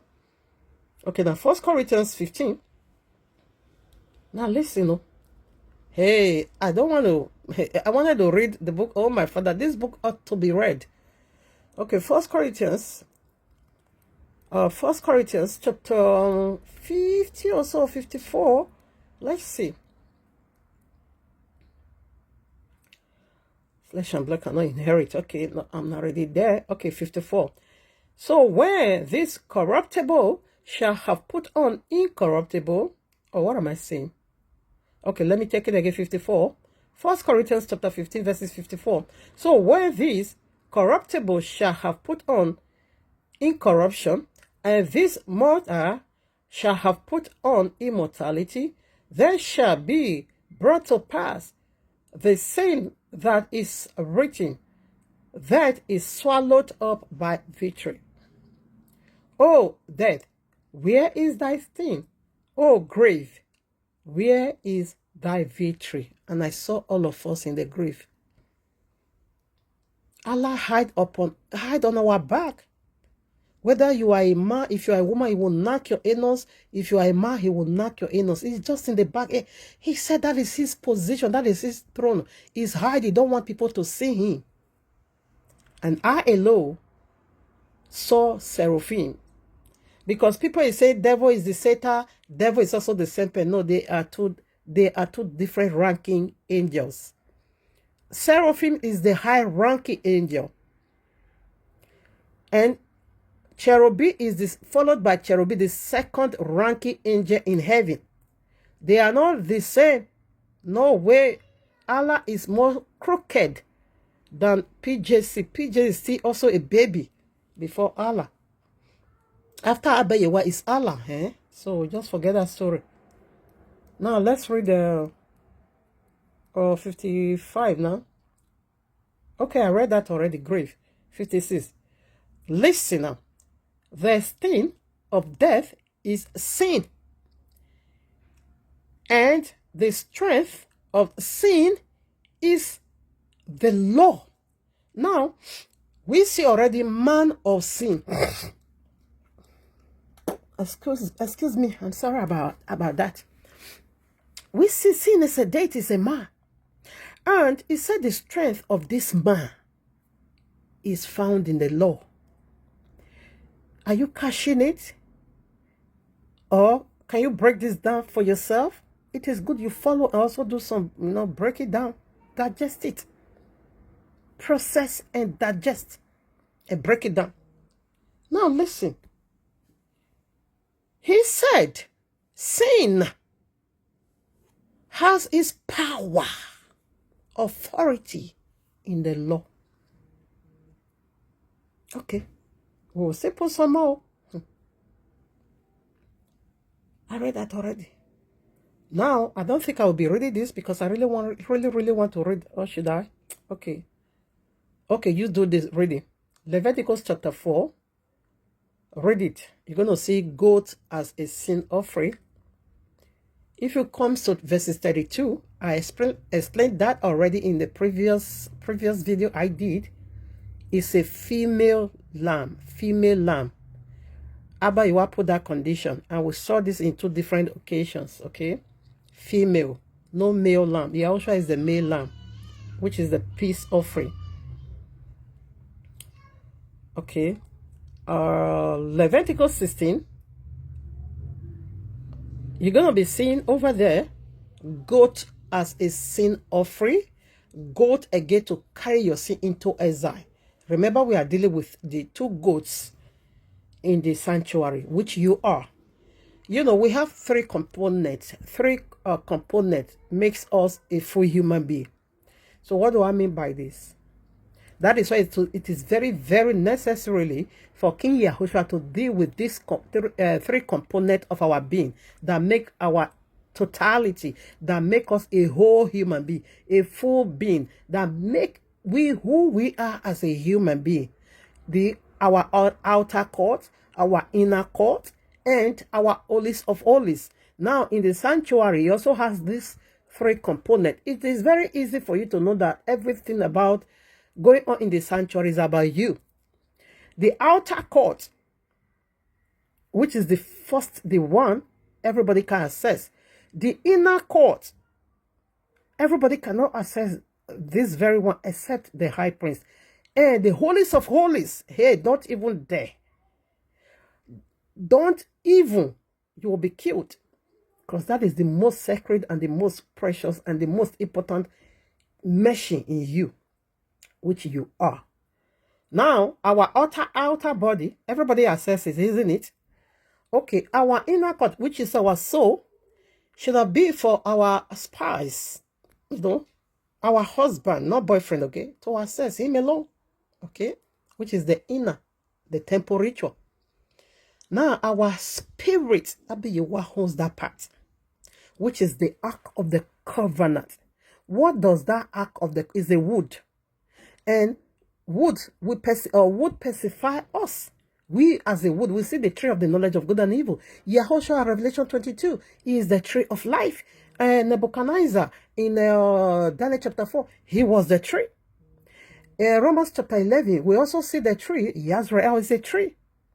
Okay, so what is tree? What is that? What is tree? Tree is also a wood. Okay, the wood that makes that whatever ark of the covenant is tree, which you are. That is your spirit. So what contains your spirit? The word of Abba YAHUAH, which is the word of Abba YAHUAH, the commandments should have been contained by your spirit, and the staff, which is the high priest, the Yahushua HaMashiach, and the bread, which is the eternal bread of life. These are the things that contains your spirit. These only 3. And Abba YAHUAH himself was there. His mercy is upon your head, upon your spirit head. So the 2 physical one will be the physical one, okay, will be accessed by all. But the second part, which is the inner court, only your spouse, your husband. The third one, your husband have no hand in that, only Abba YAHUAH, and it carries the word of Abba YAHUAH. That is what the ark of the covenant contains, which you are. Revelation 11 verses 19 said, the ark of Abba YAHUAH was seen in his heaven. That is your spirit already said in the heaven of Abba YAHUAH. You can also see that in Romans chapter 8 verses 21 through 25. Apostle Paul said our body, our spirit is already been saved. Only this our body needs cleansing. Only this our body needs renovation. It's our spirit is the first fruit is already been saved. So what needs deliverance? It is our body. Our spirit is already been glorified. So we also need a glorified body to carry that glorified spirit. And that is what Yom Kippur is serving for, right in the temple. So now, the service over there, we see goat offering, okay? Ezra, I don't think I will be reading this one because I really want to read the book of Yahshua, okay? I really want to do that reading. Okay, let me just quote.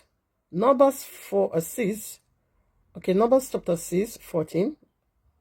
And Ezra chapter 6, verses 16 through 17 is goat offering. Goat is the sin offering, okay? Again, Ezra chapter 8, 35, goat is the sin offering.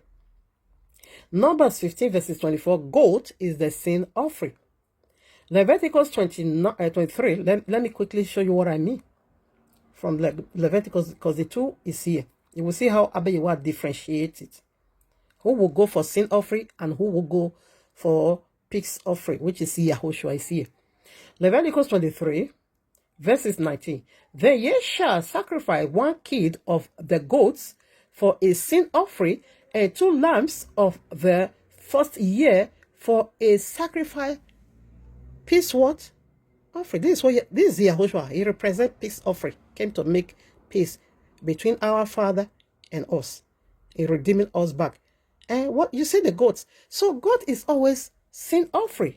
Through all the scriptures I quoted, I read it before. I don't want to do the reading any longer because I want to really read this book and be quoting.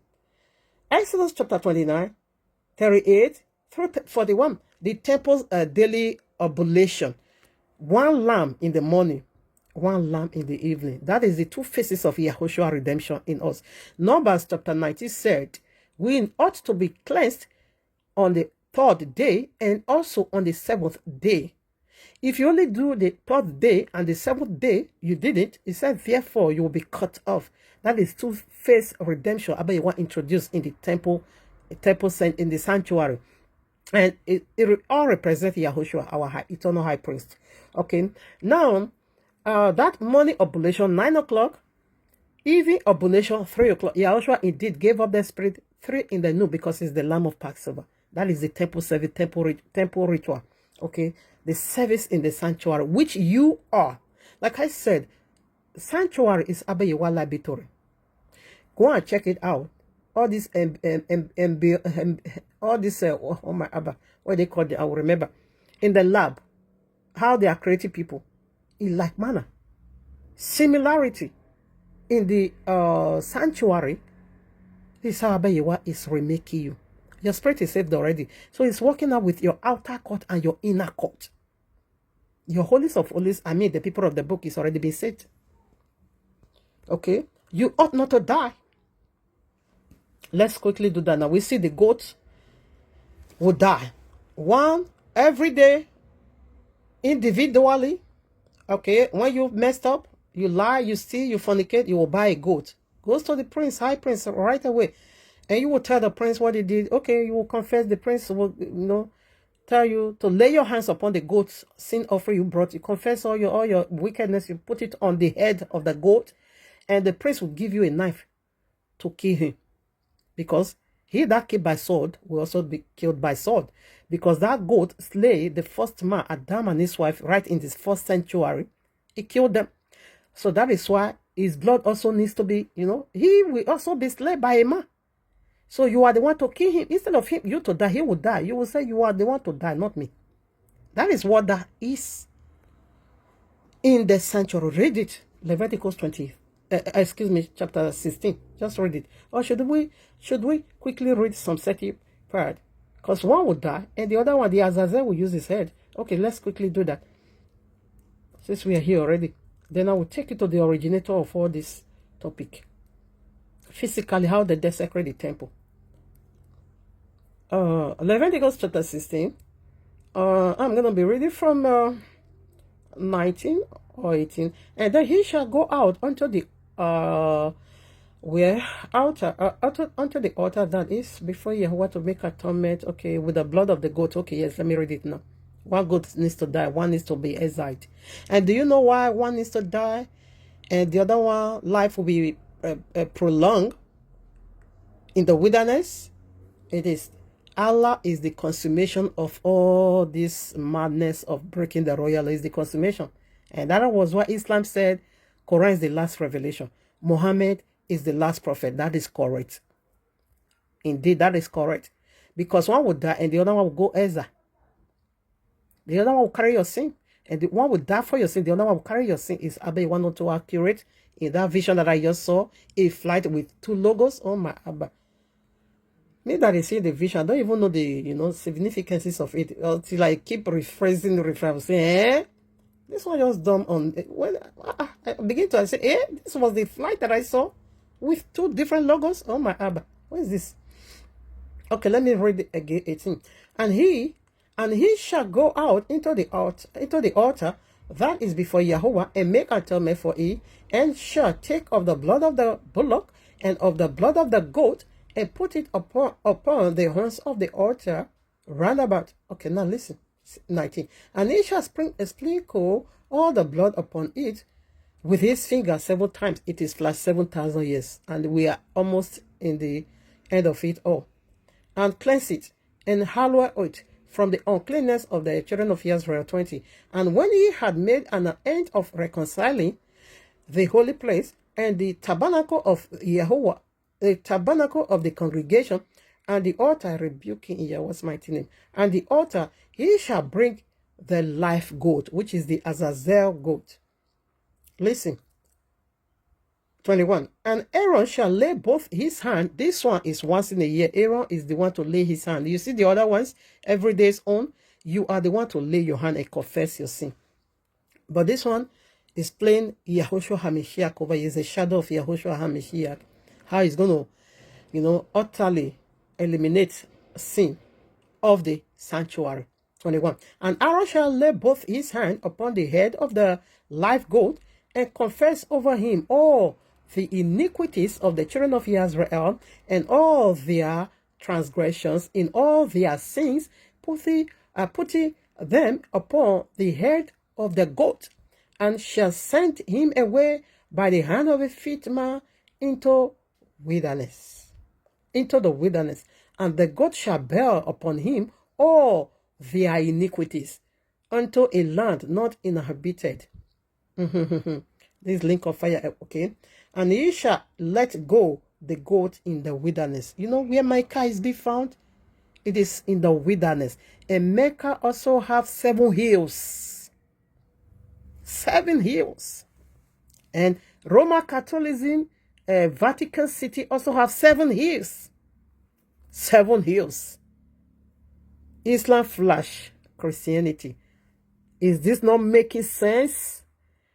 Is this not so accurate vision? You see how everything is just falling together. Everything is just, what together is just knitting themselves together. Italy have 7 hills. Vatican. Mecca have 7 hills. Wilderness.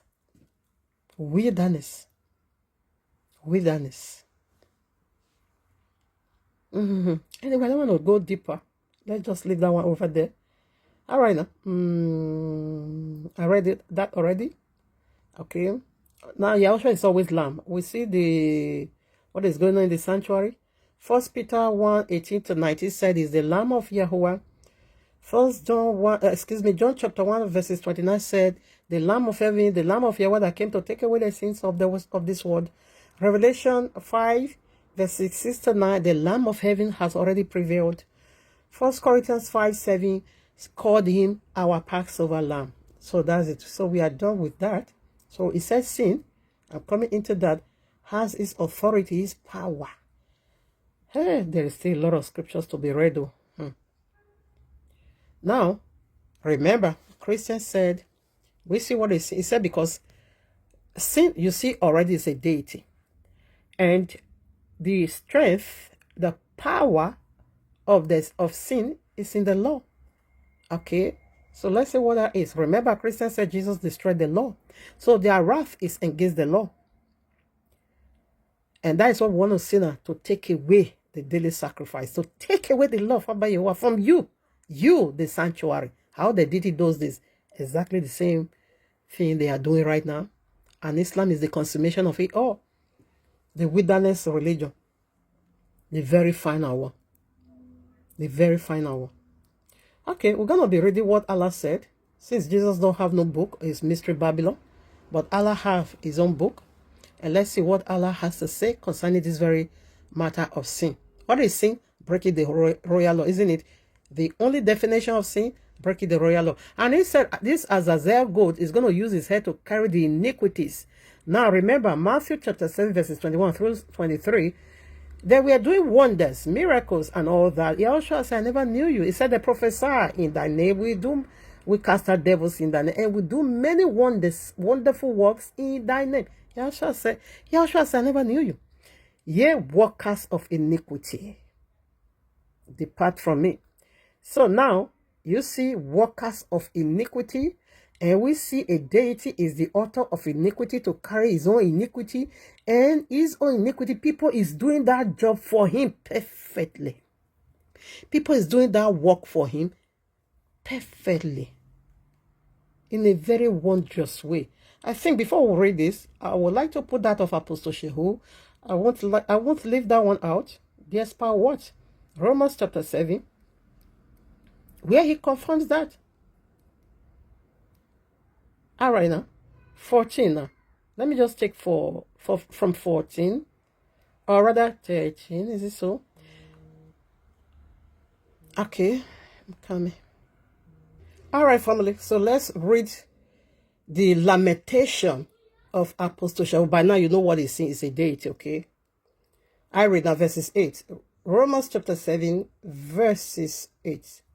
But sin, taking conscience of a commandment, wrote, now I was alive without the law, and the commandment which was ordained to give life, I found to, okay, for sin, levy, for sin, taking occasions by the commandment, deceived me, and by it slew me. Okay, I think, let me go back. Let's go back.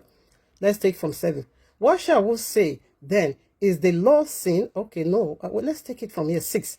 But now we are delivered from the law, that being dead, we are in. Why is it saying we are delivered from the law? We deliver from the sentence, from the judgment of the law. We see when Adam and his wife sinned, Abayahua banished them. And he said, they shall die. You will return back to the dust from whence you come from. Dust you are, and dust you will return. He banished them from his heaven. He knocked them out, and eventually they died. Because the Lord demands justice. And the penalty is what? The wages of sin is what? Death. The payment you will get from it.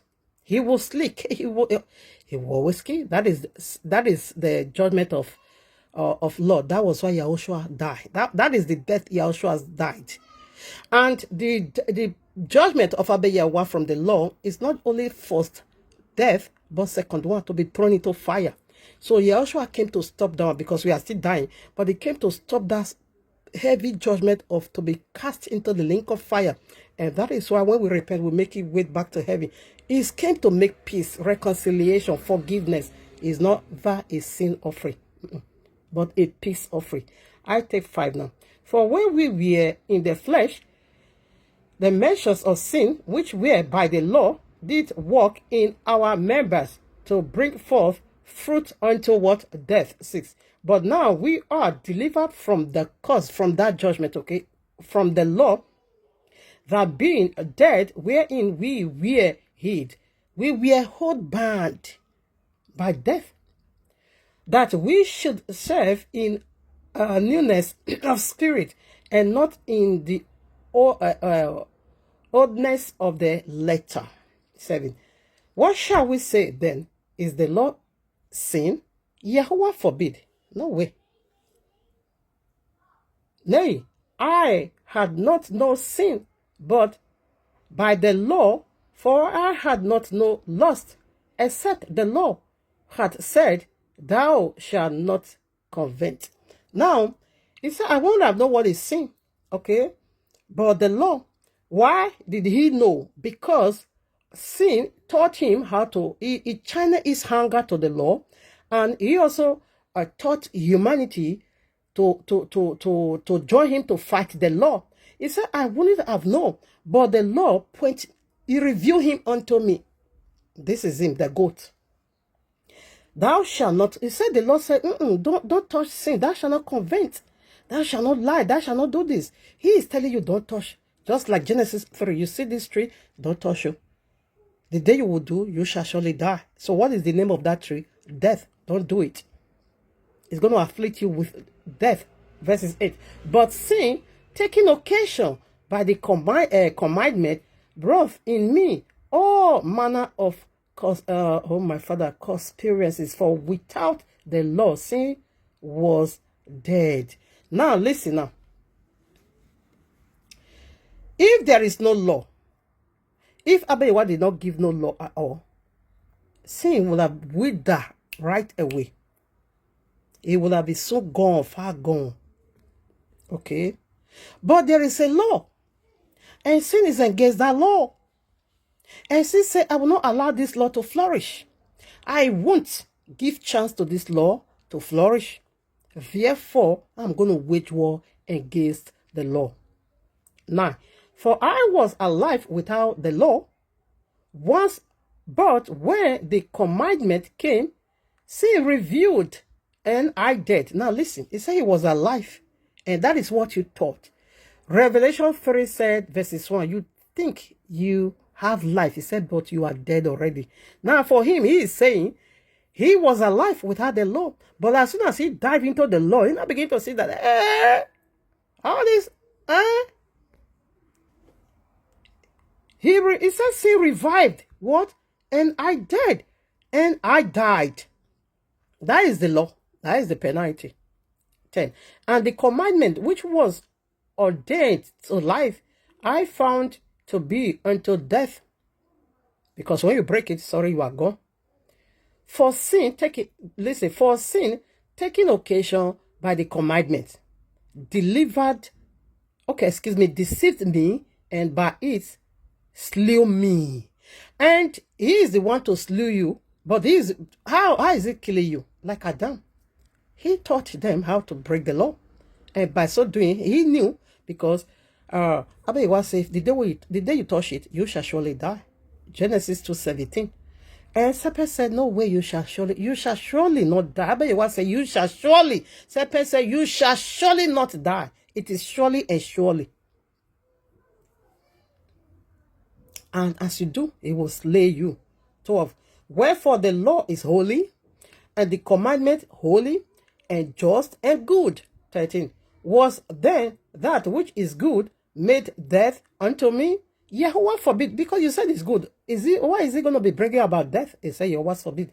But sin, that it might appear sin, working death in me, by that which is good, that sin, by the commandment, might become exceedingly sinful. He says sin is the one doing all this. Because that which is good, the law, the commandment, they are of life. It can't bring death. But sinner is the one bringing about death, because it's going to teach you how to break it. 14. For we know that the law is spiritual, but I am carnal, flesh, sold unto sin. Because it's working with our flesh. Remember where we just read. First John, chapter what? Chapter 1, verses 8 to 10. If you say you are not walking with these goats in the sanctuary, say you are a liar. The truth is not in you. 15 now. For that which I do, okay, I read 15.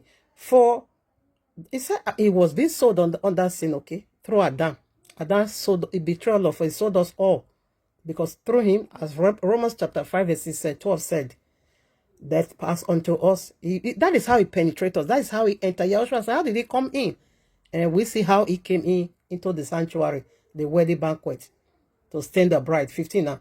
For that which I do, I allow not. For what I want, that do I not, but what I hate that I do. 16. For then, okay, if then I do that which I would not, and consent unto the law that that it is, oh my father, consent unto the law that it is good. Okay, I give my testimony. I know the law is good. Now listen, what happened? What went wrong? How come I now became a lawbreaker? Now 17. Now then it is no more I that do it, but sin that dwelleth in me, which is the goat. And that goat is the one always died. You will slay him. This is why you need to slay him. He that shall the man, he that killed by sword you will also die. If you share my blood, your own blood will be shared. So you once slay me spiritually, now I'm the one to slay you physically. You don't know the battle in the temple, but it's like kind of hurting me that I won't be able to read. Oh, it's almost 2 hours already. Anyways, let me see. 17. Now, then it is no more I that do it, but sin that dwelleth in me. He said, I'm not the one. So that was why First John chapter 1, verses 8 to 10 said, if you said you are without sin, so you are a liar. But if you confess, Apostle Shawi is confessing here. You see all this error? I don't know what that witness was. Many historians or many scholars said that was life because it was the Pharisees. So that was life in this life of Pharisees. Okay, you can never be perfect. Okay, because they reject Yahushua. Anyways, let's leave that one. Now he said, I'm not the one doing it. It is sin. You are the one that are responsible. So what is sin offering? The goat. So that goat, you are the one that is doing it, not me, because he endures every single person. Do you know how? How? Can I tell you? Can I blow off your mind? Through death. Through death. Through, because this death resident upon everyone. So I would also like to know that is why the last enemy to be destroyed, it is what? Death. Yahushua has not yet.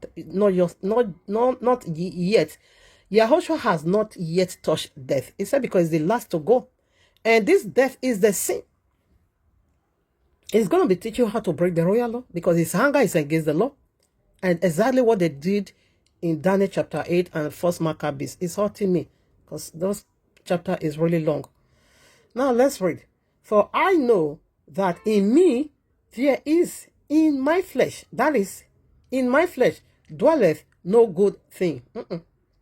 For to will is present with me, but how to perform that which is good, I found not. I don't find the grace to do it any longer because sin is at work. 19. For the good that I want,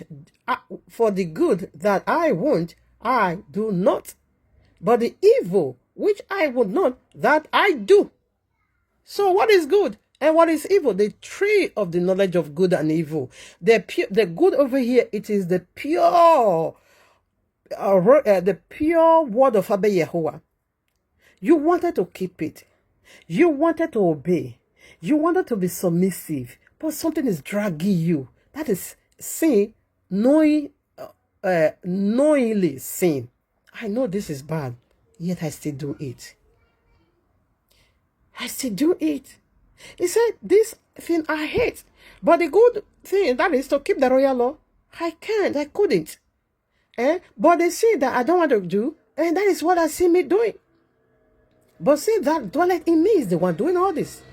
Okay, that I do. The evil I don't want to do. And that is what I found myself doing.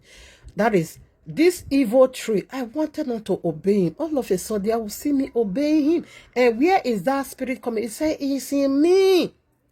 If you say you are without sin, the truth is not in you. 20 now. This is 20. Now, if I do that I would not, it is no more I that do it, but sin that dwelleth in me. I found then a law that when I would do good, evil present with me. There is still the goat, and the goat is still among us today. Matthew 25, the goat believer. They always follow their people inside us. They are still among us, which is the Christian of 22. For I delight in the law of YAHUAH after the inner man. That is my spirit convey. My spirit crave the word of YAHUAH, but the flesh is fighting. For I see another law in my members. Really? Okay. He said, waging war against what? The law of my mind. And bringing me into captivity to the law of sin, which is in my what members. Oh, wretched man that I am, who shall deliver me from the body of this what death? But thank Abba Yahuwah through Yahushua HaMashiach our deny. So then that the mind, so then with the mind, I myself serve the law of YAHUAH, but with the flesh, the law of sin. Because when we just read, First Corinthians chapter what? 15 verses 54 through 56. 56 said, the strength of sin is in the law. That is, a sin is a deity. You know by now already that sin is not just in our vocabulary or just an object, a stick or a dry leaf. It is a deity. It's a man. And he said he got his power, his strength, his joy, the right joy in breaking the law. Okay? That is where he get his power from. So his anger, in other words, is poured against the law. That is to say, no man will keep this instruction. No way.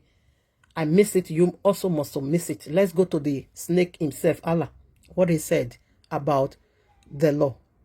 Now, according to Almighty Allah, Almighty Quran, chapter 76, verses 3. Let me be sure. Yes, verses 3. Hear what Allah have to say. Hear me and hear Allah, and hear the word of Abba Yahuwah. Okay, this hadith, okay. This speaks about, okay, I want to take it from where it started. Okay. That was that. Okay. People, where is it? Allah, apostle, where is it? Allah won't, okay, let me take it from here.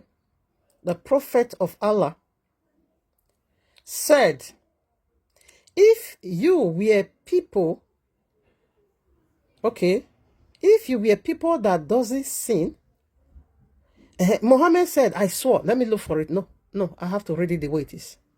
All right, let me quote another hadith. Okay, where is it? Sahih Muslim 2749. I wanted to look for bigger one to read because this one is a bit small.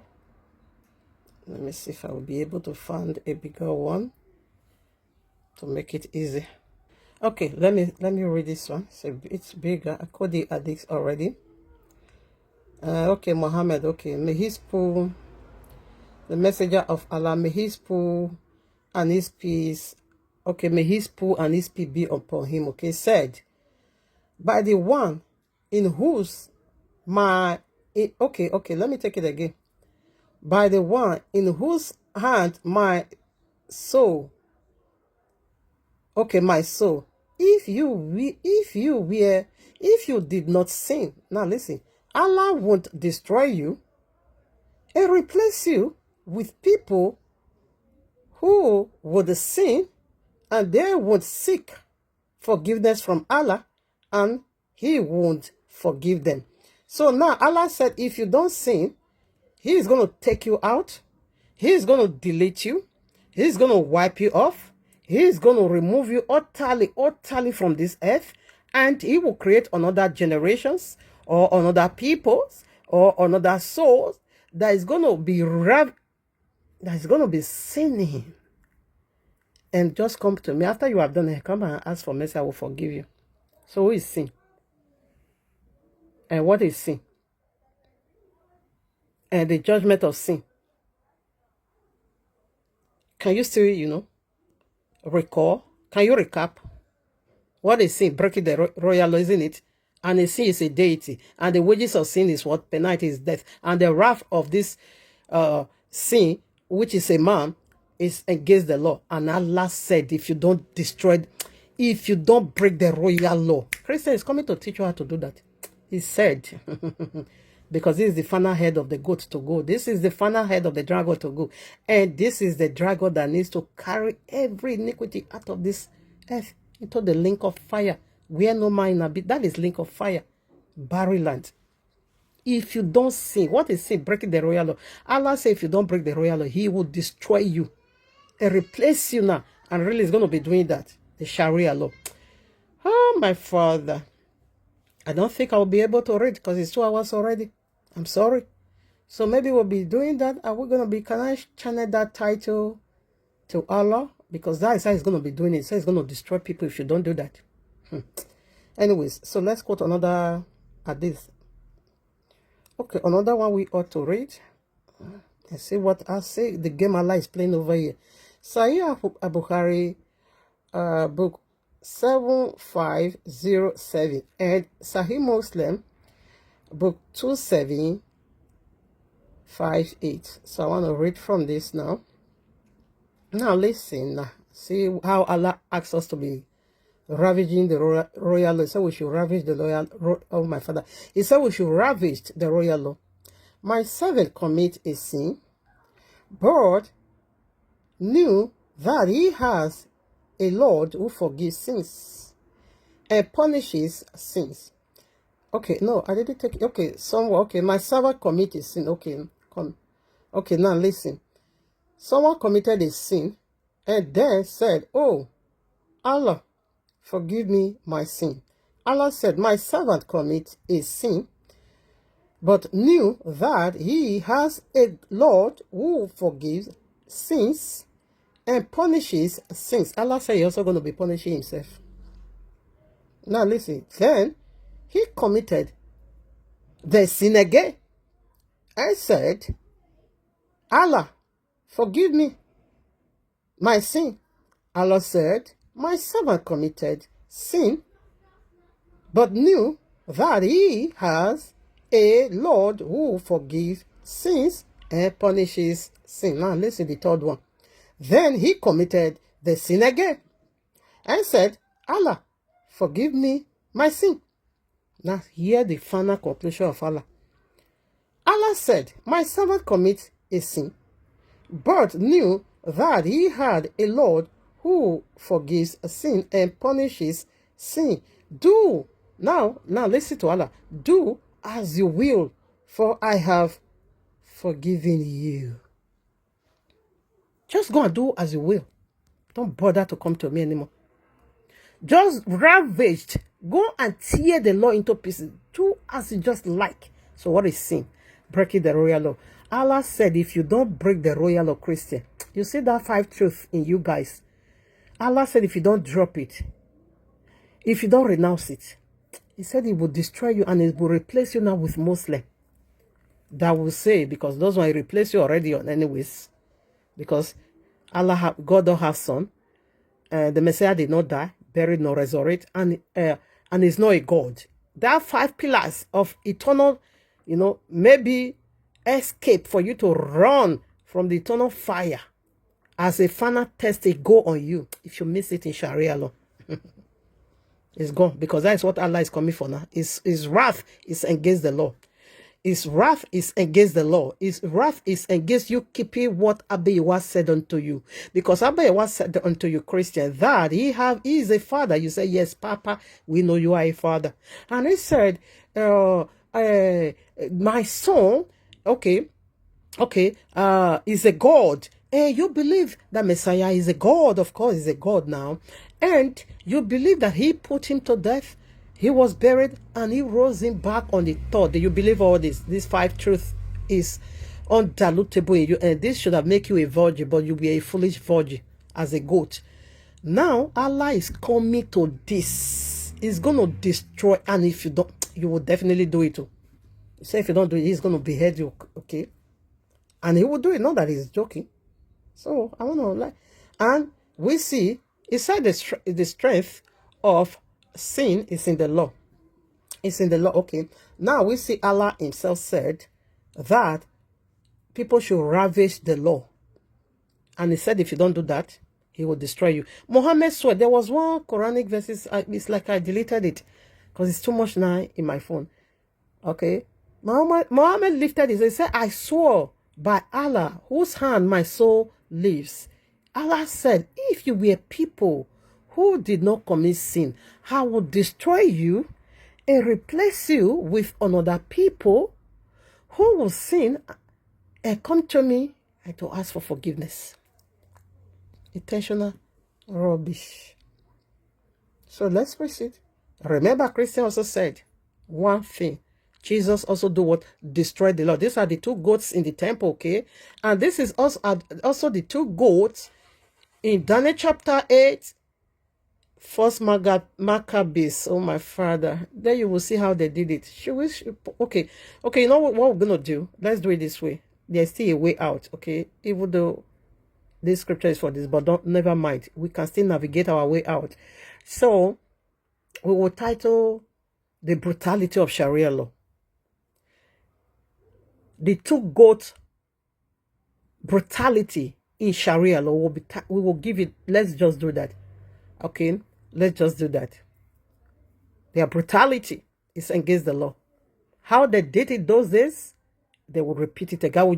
Let's do that because it's a whole full chapter, and this chapter is a very long one, up to 60-something verses. And the chapter 4, we also read about 30 verses.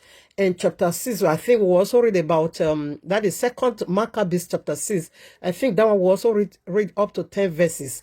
Especially the 1st Maccabees chapter 1. That one, I need to read it all. Exactly how every single thing play out there. And that is how they are still doing it now.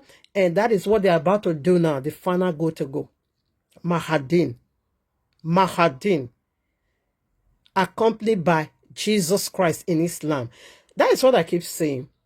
When people were just telling me, like where my first appointment today is a Ghana footballer, okay? He was in Netherlands. He played for Haya. I think Jama also, he's also playing for Jama. And also in England, this guy just running up and down. But it was once a year in Netherlands, okay? So whenever he comes to Netherlands to pay his mama visit, it will still call me as, old paddy. And we are not narrating the vision he saw this morning. That it was in this vision. And I found that vision somehow. I want to put it to you. Because when he was just narrating, because I don't play with Bible. When he was just narrating it, and I found some element of truth in it. Okay. He said it was in this vision. He said it's like the entire world was on the street. Commotion, everybody was lamenting. Everybody was in great panic. So power, he said these powers, they now looks like robots. And they came from the underworld, like kind of resurrection. They just came from and this guy was just saying all this vision. Never knew all this thing he is saying is already in the Bible. He never knew. When he was in the beginning, I said, read Revelation chapter 9, it's resurrection. He said they were just like robots, and they came from the underworld, and they have something in their hand. Everybody was just running away. Where they spread that thing on you, he said, because they want you to follow them to the underworld. So people were scared. He said because they were so fearful, they were so dreadful, and they want people to follow them to the underworld. So people were afraid of their life because this horrible creature that looks like a robot, it was so scary. Their side was so, fearful that everybody now began to run. He said it was just like war. Everybody now began to lament on the street, running for their life, running. He said, but the thing that chased after, he said, nobody were able to run utterly to be saved, rescued from the hand. Nobody. He said they have something like a spray. He said they will just spray that thing on you. When they are chasing after you, they will just chase chase it on you. When they chase it on you, then you will stop. You will stop running. You will say, hey, they will not begin to minister to you the message they have from the underworld. He said that people will not say, hey, he said people will just turn like zombie. They will not begin to follow them, descending into the underworld. He said this was how they were just capturing people. He said they also spread that thing on him. This is another part I don't understand about that his own. He said, so when they also, he said before he was also running for his life, everybody was running for their lives, but still they still caught up with them. He said, so they now also spread it, and then I begin to minister. And I say, hey, okay, I never know this is what you meant to, okay. He said, so while he was just following them, somebody now call, he said 2 men now call on him and say, stop, run, you can still run from him. He says, before he knew it, as they just, he said, they now show him the mountain he needs to flee to and to go and hide in that mountain. He said, because that mountain, they cannot come there. He said, indeed, he listened to these 2 men. He now run away. This could be the 2 witnesses. He now ran away. He now fled to that mountain. He said, when he fled to that mountain, he now hide himself. Therefore, they now begin to search for him. They couldn't find him anymore. And I say after the mark of the beast, because for you to follow them, that is which means you succor. You receive their mark of the beast. You receive their message. Nobody can be saved. I said this, your vision is confusing. That is medicine after death. Chasing after the wind. After the wind has already, do damages, now you want to run. That one, I found it deceptive. I found it deceptive. If he said that, assume he just said 2 men just appeared to him and said, run to this place. I will understand he found mercy on the last days. But after they spread it on you and you accept already, and now we are not following them.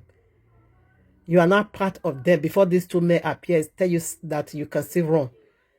I said that is the law of Jesus. You can't run. After you take the mark of the beast, it's over. It's over. You can't run any longer, It was this morning. This footballer was just narrating and saying, hey, that one really got. And I began to quote and quote and quote and quote. As he's narrating, I will be quoting scriptures. I said, you should just go and study. But the way is, I said, okay, maybe, okay, now I'm also getting, I don't know if this is true. I don't know if this is the spirit of YAHUAH. I don't know. Maybe, Abba YAHUAH is telling him to repent. Okay, now that they are not here physically, you have chance to make it. You have the room to repent so that you will be able to renounce it. Because now the spirit on you spiritual, yet he hasn't yet manifest physically. So before he manifests physically, you should do it. I don't know if the 2 witnesses is going to come first before the Sharia law to preach to people. If the 2 witnesses has to come first, therefore this brother will be saved. He will escape Sharia law. Because he said 2 men came. And they're not telling him not to follow them. They're not telling him where to flee to. They're not telling him to go and hide somewhere upon this mountain. They cannot come. And he said he really fled. It's also possible. It's also possible. Maybe. I don't know. Anyways, so this was the vision. I said, instead of rapture, this is what you saw today. And it was, he said, I need to give my life to Jesus. I said, if you give your life to Jesus, rapture, you will still take the mark of the beast. Give your life to Yahushua, not Jesus. So I'm not making know the difference between Christianity and the people of the book and all that, I still ministered unto you, and this is what my job is doing. I will be busy making here. I will still be ministering the word of Abba. I really ministered this morning unto him. But the other ones, we were just mocking Jesus. Okay? So Galatians, let's see. Actually, the law is a cause. What is the cause of the law? It is this very part I'm narrating unto you. Death. If you break it, you die. Let's see how Yahushua did it. 13. Galatians, oh my father. Galatians chapter 3 verses 13. Yahushua has redeemed us from the curse of the law. So what is the curse of the law? Death. Death. Romans 6:23. The wages of sin is what? Death. And we see the clarity from the first man and the first man. Do they die? Yes. And they were banished out of heaven. Okay? And devil tormented them so heavily. Okay? So, see how Yahushua did it. Because Abba Yahweh hanged us upon that tree of the knowledge of good and evil. Go and worship the one. If you see the hand of Jesus, oh my Abba, I saw that hand again. He said, this is the hand that is going to, carry all these people. And Christians were running away from him again. They were running away from him. If you see this hand, this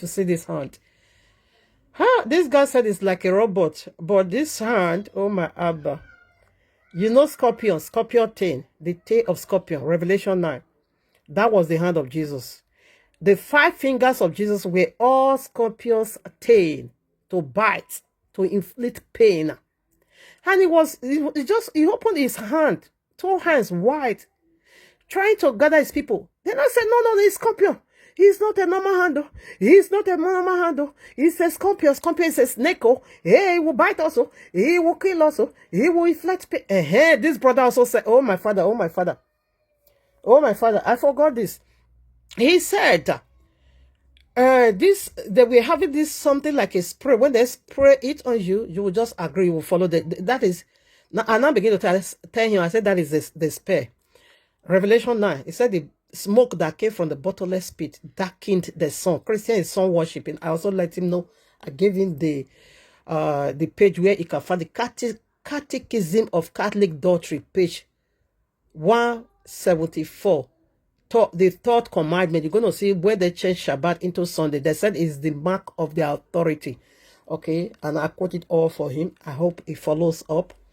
Then he said, people were running. So people, he said there was like kind of water. This water, it was a really dirty one. Smelly. That is pit, That is bottomless pit. Islam is coming with pit. Bottomless pit. Read Revelation chapter 6, verses 1 through 8. When a kid that will dump you in it. He said, so this water was so smelly. He said a lot of dangerous animal in the water. That if you fall on it, because he said some people were falling on it because they don't want them to spray. They don't want this creature to spray that spray on them.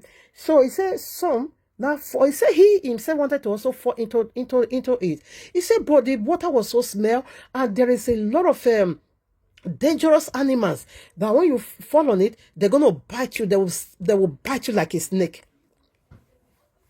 They will bite you like a snake. He said, so when you now see that these people that follow the thing is, he now said he's biting them, he now run away. He said, because there was another dangerous part. That is bottomless pit. So after they kill you here, your spirit, they will still torment it. Like Charles Kirk, that is what I saw. Jesus swallowed him. And that is what the hand of Jesus is already opened. Something is about to take place. It's already opened. His 2 hands. When I saw it, my heart, I almost got heart attacked. Because it's so dreadful. All of the 5 fingers each were the tail of serpent. Excuse me, scorpion. Let me read it so that let's go quickly rush to Revelation now. So that you will understand what I'm trying to convey. Maybe it's not clear to you. Let's read it so that it will be clear from the reading. The curses of the Lord will return back there. Revelation 9. Now I think verses 4. Or let's just take from 1. And the 5th angel sounded, and I saw a star fall from heaven unto the earth, and to him we are giving the key of the bottomless pit. And he opened the bottomless pit, and there arose a smoke out of the pit as the smoke of a great furnace, and the sun and the air were darkened by the reason of the smoke of the pit. 3. And there came out of the smoke locusts upon the earth, and unto them we are giving power as the scorpions of the earth have power. Where is I want to read 4. And it was commanded them that they should not hurt the grass of the earth, neither any green thing, neither any tree, but only those men which have not the seal of Yahweh on their foreheads. 5. And to them it was given that they should not kill them, but that they should be tormented 5 months, and their torment was as the torment of scorpion when he strike a man. 6. And in those days shall men seek death, and shall not find it, and desire to die, and death shall flee from them. And the shapes of the locusts we are like unto horses prepared unto battle, and on their head wear as it were crowns like gold. Remember, the name of Allah will be written in gold, Meseto gold in that flight. And their faces wear as the faces of men. They're going to change to men. And but this guy, we're seeing them as a robot. But they're going to change to men. And they had hair like the hair of women. You know, women give them this religion, Aiga and Katura. And their teeth wear as the teeth of lion. Excuse me. So let me pause. So did you get it? So this is what this footballer saw this morning. His name is Rex. This is what he saw. Oh, I should have called his name. Anyways. Okay. So this is what he saw. And I'm not happy to break it down. People were falling into that smelly water that also contains some object of mass destruction. And he said the robot. So these are the locusts. He said, he called them robot. I said, no, they are not robots. They are not robots. I gave him this very part I read. I said he should go and read it. I read Revelation 6. But let's be say here follow the aid is just followed by them. When they kill, they dump you in the pit. That is what this footballer saw this morning. Instead of Jesus' rapture. I don't know, review this vision now, whether it's Abba or Jesus a guy, I don't just know. But he saw the right thing. That's what I'm saying. It is true. Okay. So, let's go now to Galatians. It's course, and this is the final course that is coming. Okay. To break the royal law. Galatians 3, sir. You know, Christians always say, have you heard it saying that the law is a curse? Yeah, it's a curse on you if you don't keep it. Now, I read Galatians 3:13. YAHUAH hath redeemed us from the curse of the law, being made a curse for us, for it is written, curse is everyone that hanged on a tree. You know, YAHUAH was also hanged on the tree. So that was how he himself also became somehow partially cursed, because the tree of the knowledge of good and evil is simply what? Death. So by his authority, YAHUAH was also being killed. But he was being killed for you and me. Okay? In order for you. Because he were able, of course, to pick up his life again. Say, I lay down by myself, I lay down my life and I pick it up again. But we lay it down by ourselves, but we can never be able, unto eternity. We were not able, and never we won't be able to pick up our life from the grave. That's what I just saw this morning. Everybody. And everybody was just lying comfortably. Because my enemy just lay there. Because I thought I was living. I thought I lied down on my bed. I thought it was my own bed. Because I didn't see that it was graveyard.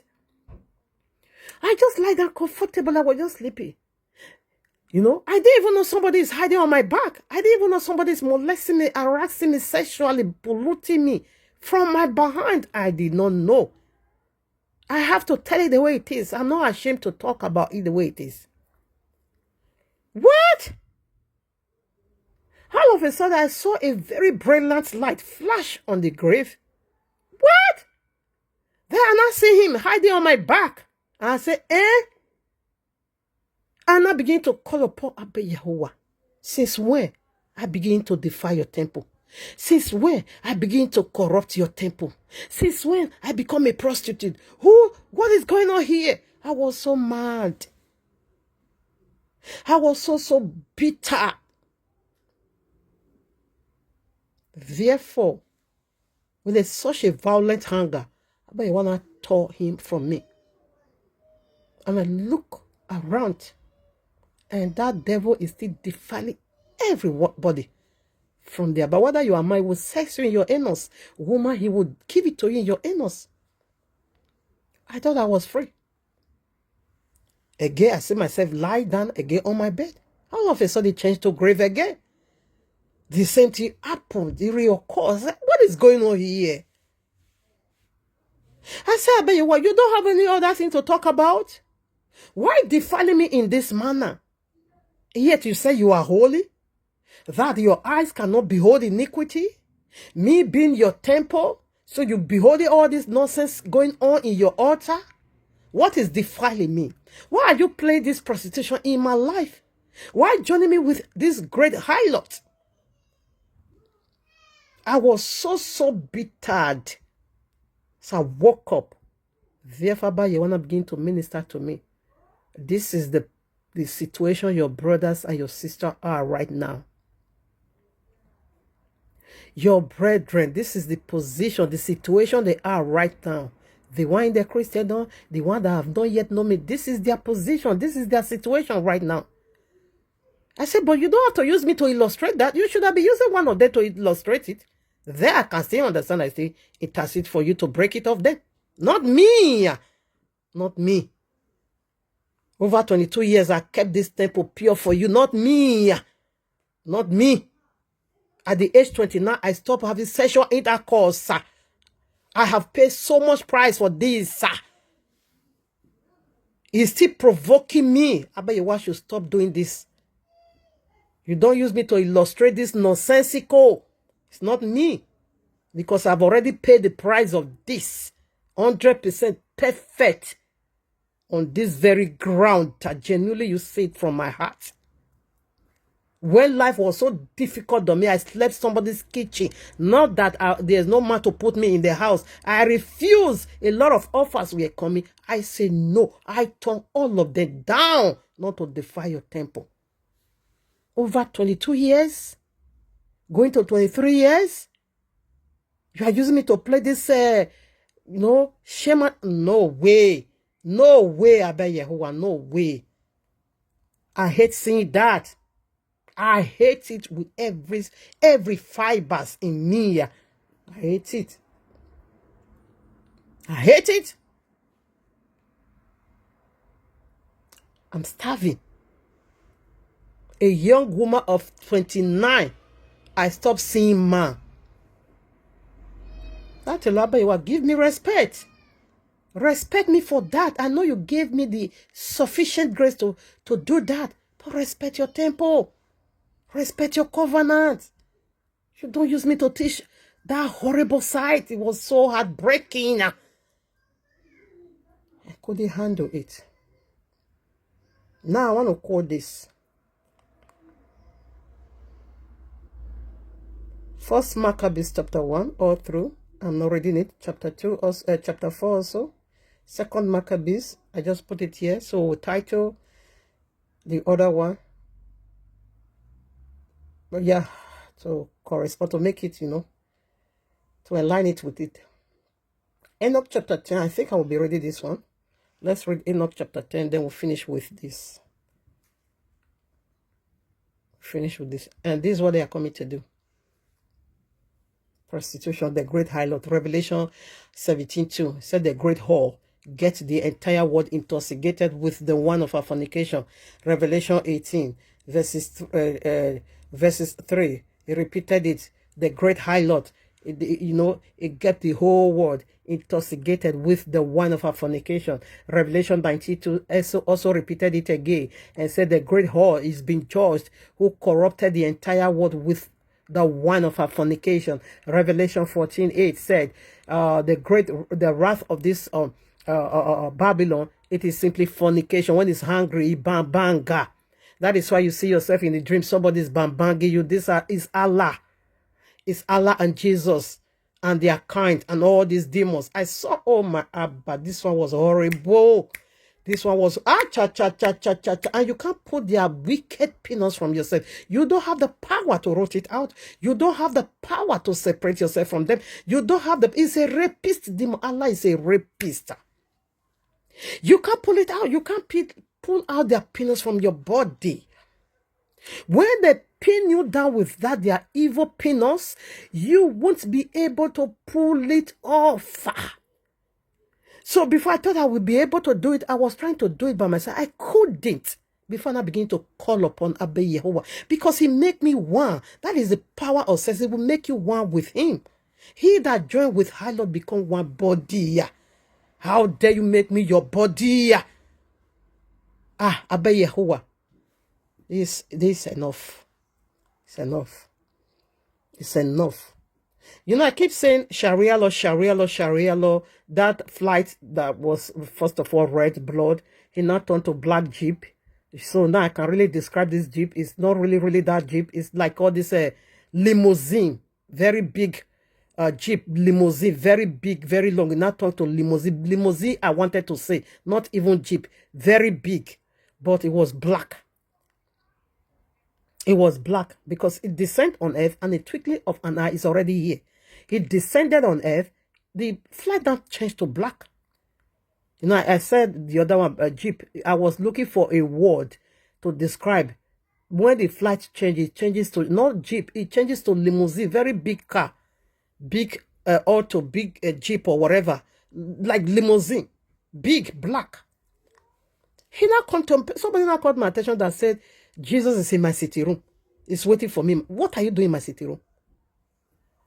Because my sister is a pastor, and my brethren, my siblings, okay, they are all Christians. It is just me and my children that is doing this. And we are also able to add my half siblings, okay, my father's son. I just nearly converted that one. I should be keeping Shabbat holy and all this because Sharia law is coming. That is the only way out. Okay. So that is what Abba Yawana began to minister to me. You know, the other vision I also saw Jesus was standing in my mother's backyard. So I was scared not to enter house because he's still on the entrance. No way to enter. He blocked it because he wanted to sit on my head. I said no. I was asking, what are you doing here? So now it makes sense that my sister, my direct sister, the same father, the same mother, is Jesus Christ pastor. Okay? It's Jesus Christ. So she's still the one that is bringing this demon into the house, because Yahushua asked, how did you get how did you come? How did you enter? So our family is still bringing him, and by so doing, it's still corrupted because we all are in one both. And by so doing, their pollution will still be getting to me. But this morning was horrible, like this one. Oh my Abba. Who was that person? Men line up. Should I be saying this? It's horrible. It's disgusting. It's really disgusting. And this is Sharia law. And this woman, I know. Anyway, maybe if Abba want me to say it, I will be saying it in the other one. Because it's really filthy. It's hurting me. Anyways, let's leave this part. So let's read down the book of Enoch. Enoch chapter 10. So what do we have there? Let's see. All right, now the book of Enoch chapter 10 verses 8. Let's first of all read that one. And the whole earth has been corrupted through the works that were taught by Azazel. Remember the other goat, English they will say scapegoat, but his literal name is Azazel. Okay, you also see in some Bible, I think NIV have it, and NIV will call, let me be sure, NIV will say Azazel goat. Let's read NIV. Let me see. I think I have NIV in this. Let me see. Azazel goat. It simply means to take away, the God that take away sin.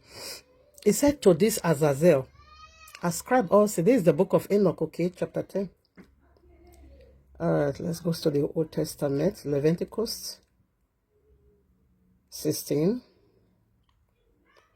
verses 19. Spring code, okay. Atonement. Okay, this one also say life good, but there was a. Okay, this one did not also say. This phone I'm using to record, I have the NIV. Okay, that call this goat Azazel. I think Amplified also called this goat Azazel goat. It's the Azazel goat, okay?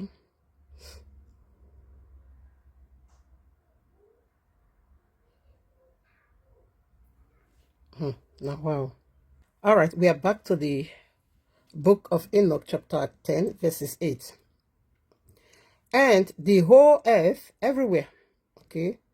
And the whole earth has been corrupted through the works that were taught by Azazel. To him ascribe all sin. He said to him, ascribe to him all sin is being shifted to. He must carry it. Let's go now to 4. He said to him, ascribe what? All sin. All sin belongs to him. It came from him. So we'll give it back to him. And that is what is going on in the temple service. One will carry your sin because you cannot carry your sin. It's so heavy. It's not for you. Like Apostle Paul lamented and say, it isn't me. It is the sin that dwelt in me. We see sin is a man. And the royal law said, if you said that man is not working with you, that man of sin. If you say you are not sin, the truth at all is not in you. If you say you did not sin, if you did not recognize this goat walking in you, if you did not recognize this goat walking in the members of your body, which is your flesh, if you did not recognize that the teachings of this goat around you, he said, therefore you are a liar. And Apostle Paul said, I'm not the one doing it to obey YAHUAH, it is this goat. The first man and the first woman, the same thing. They now begin to roll it. Adam roll it. This is me. It's the woman here. The woman said, not me. It is the serpent. And we see that serpent got cursed. And we see the name of Allah in Hebrew simply means cursed. The snake logo. You see how Allah is being written. It's a snake. It's just a snake. Now, he said to him, ascribe all sin. That is why everybody will confess their sins upon his head. And he would not use his own head to carry it to the wilderness. Let me read for you now the wilderness, where he is going to take that sin to. Because it's his property. And sin said you must die. We see Adam and his wife died. Everybody is dying. It is the first death, the judgment from the sin, from the law. And that was why Yahushua died. And the one that we are befalling every one of us is the second death, to be cast into fire because you've been banished from heaven. Yahushua now put stop to that. He now said to his father, that would be too much. Let them die the first death, but the second one I will stand in the gap. I will take that upon myself. And he himself now also experienced what is called what? Death. It became curse. He now also experienced, because the death is curse. So when you die, that is curse. Because that is not the plan of Abba YAHUAH. Is the cause that comes from breaking his rules. Now verses 4. And again, YAHUAH said to Raphael, bind Azazel hand and feet. So where we just read, he said, where was that place? That his hand should be bound hand and feet, bound hand and feet. Oh, I forgot that place. I forgot that place on my Arba. I will remember now. So let me read now. And again, verses 4 now. The book of Enoch, chapter 10, verses 4.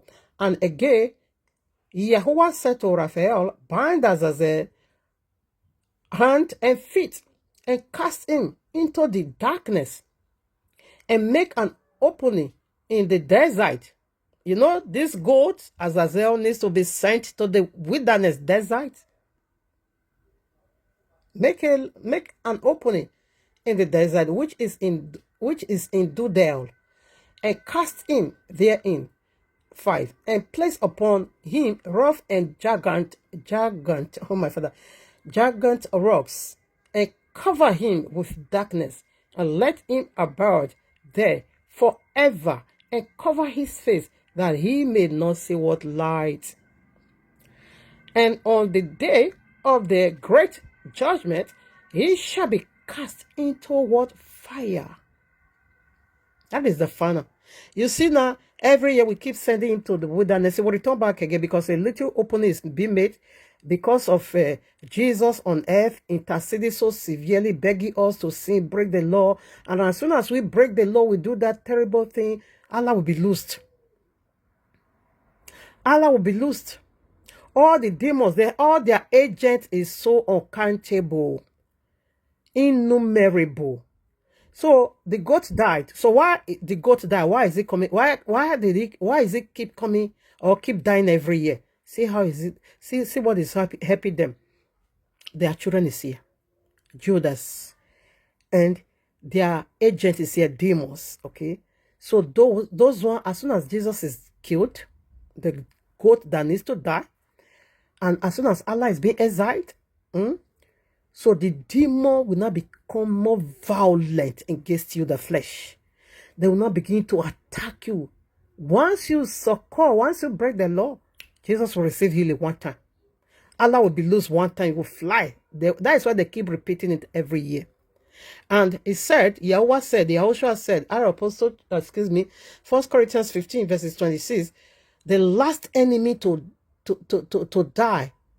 The last enemy to be destroyed is what? Death. Because their final judgment hasn't come. So that is why they are still attacking our flesh. They are the last enemy. These two goats, okay, in every denominations, every religions, okay, every communities. These two goats operate powerfully because they are the two high ranking. So the third ranking, those ones own is not really that so severe, but these two own is the most severe one. Okay. Now, as soon as we give heed to them, this is how you help them. This is how they receive healing. Have you wondered why should Abba say judgment will begin in his house? Why? Because all the demon in the pit is in the house in the house of Yahuwah, the carry Bible Christendom. Okay, and again, it said the strength of sin is found in the law. So his anger is against the law. Exactly. Daniel chapter 8, you will see they take away the daily sacrifice. It destroyed the temple. It removed every decor they used to decorate. It removed all. It removed all. He now put his own God, Jesus, called Jesus. We will see today, Zeus. Zeus is Jesus. Remember the Española. They called Jesus Jesus.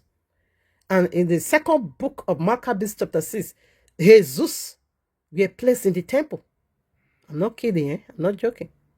Anyways, we are done for now. So we'll be ready that Shabbat. Yeah. Thank you, Abba. I love you so much. Give you all the glory. Give you all the honor. Give you all the adoration. So by now you know. Now they are still desecrated. They are still polluted the temple. The way they did it that time, they are still doing it right now. And the final one is Islam. That's it. These are the two goats. The goat religion can never ever get it right. They are the Christians, the goat in Matthew 25. 32. He said, when the king come, he will separate the goat from the sheep. And we see the goat couldn't get it right, even though they were virgin, but they were goats. What makes Christian to be virgin? These 5 truths. These 5 truths. Demon is a Lord, but yet demon were unable to take away these 5 truths from them. Though they are said of serpent, though they are liars, okay, but yet they still retain these 5 truths. Christians don't deny the deity of Yahushua. Christians don't deny that Yahushua is the son of Yahuwah. Christians don't deny that Yahushua himself is God.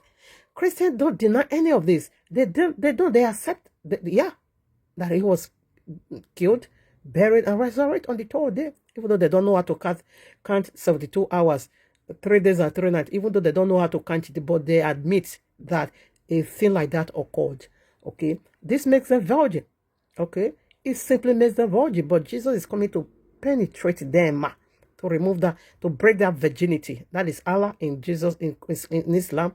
Is going to defy them. It's going to break that virginity, and they're going to be. He's going to remove them from. He's going to remove that virginity. That seal, he will remove it. He will remove it. He's going to remove it. He's going to remove it. Honestly.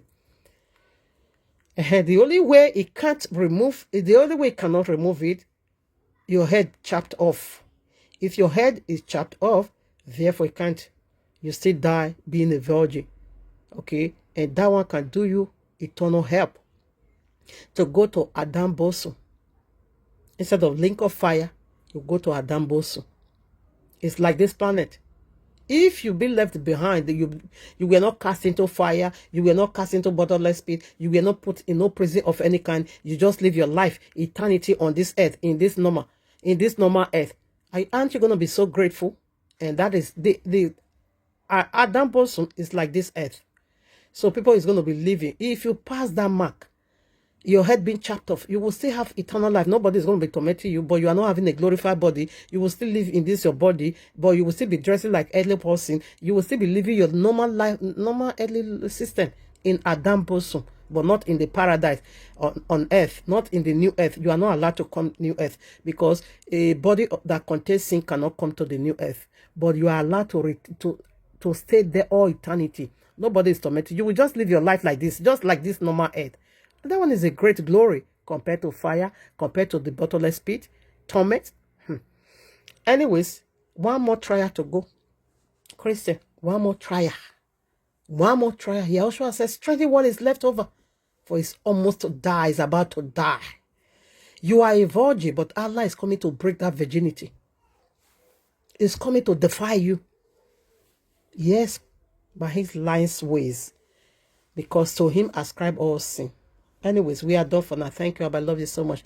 All right, now, family, on the Shabbat, we'll do another one. So, like I said, I do this message 23rd. So, is there any need to see watch for tomorrow, 24th, rapture?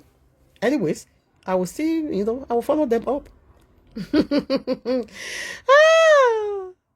My people are destroyed for lack of knowledge. Listen, not the people of the devil, my own people.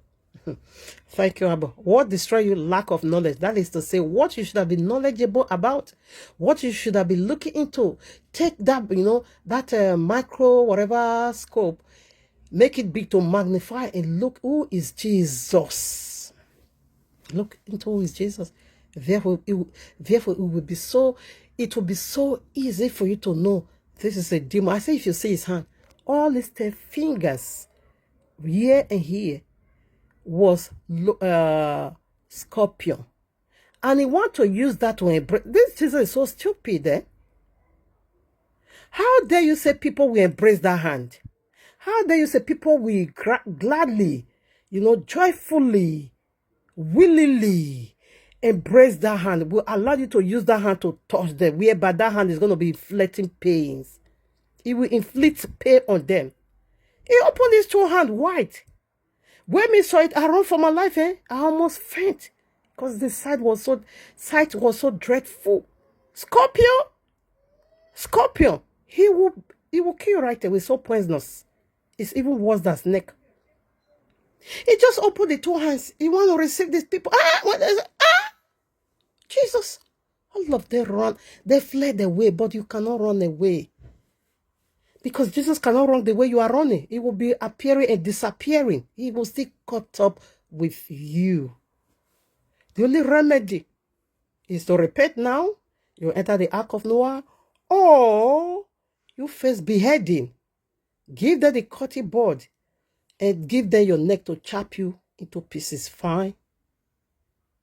You will still live a better life in the bosom of Adam. That's it. I'm done. And I'm out.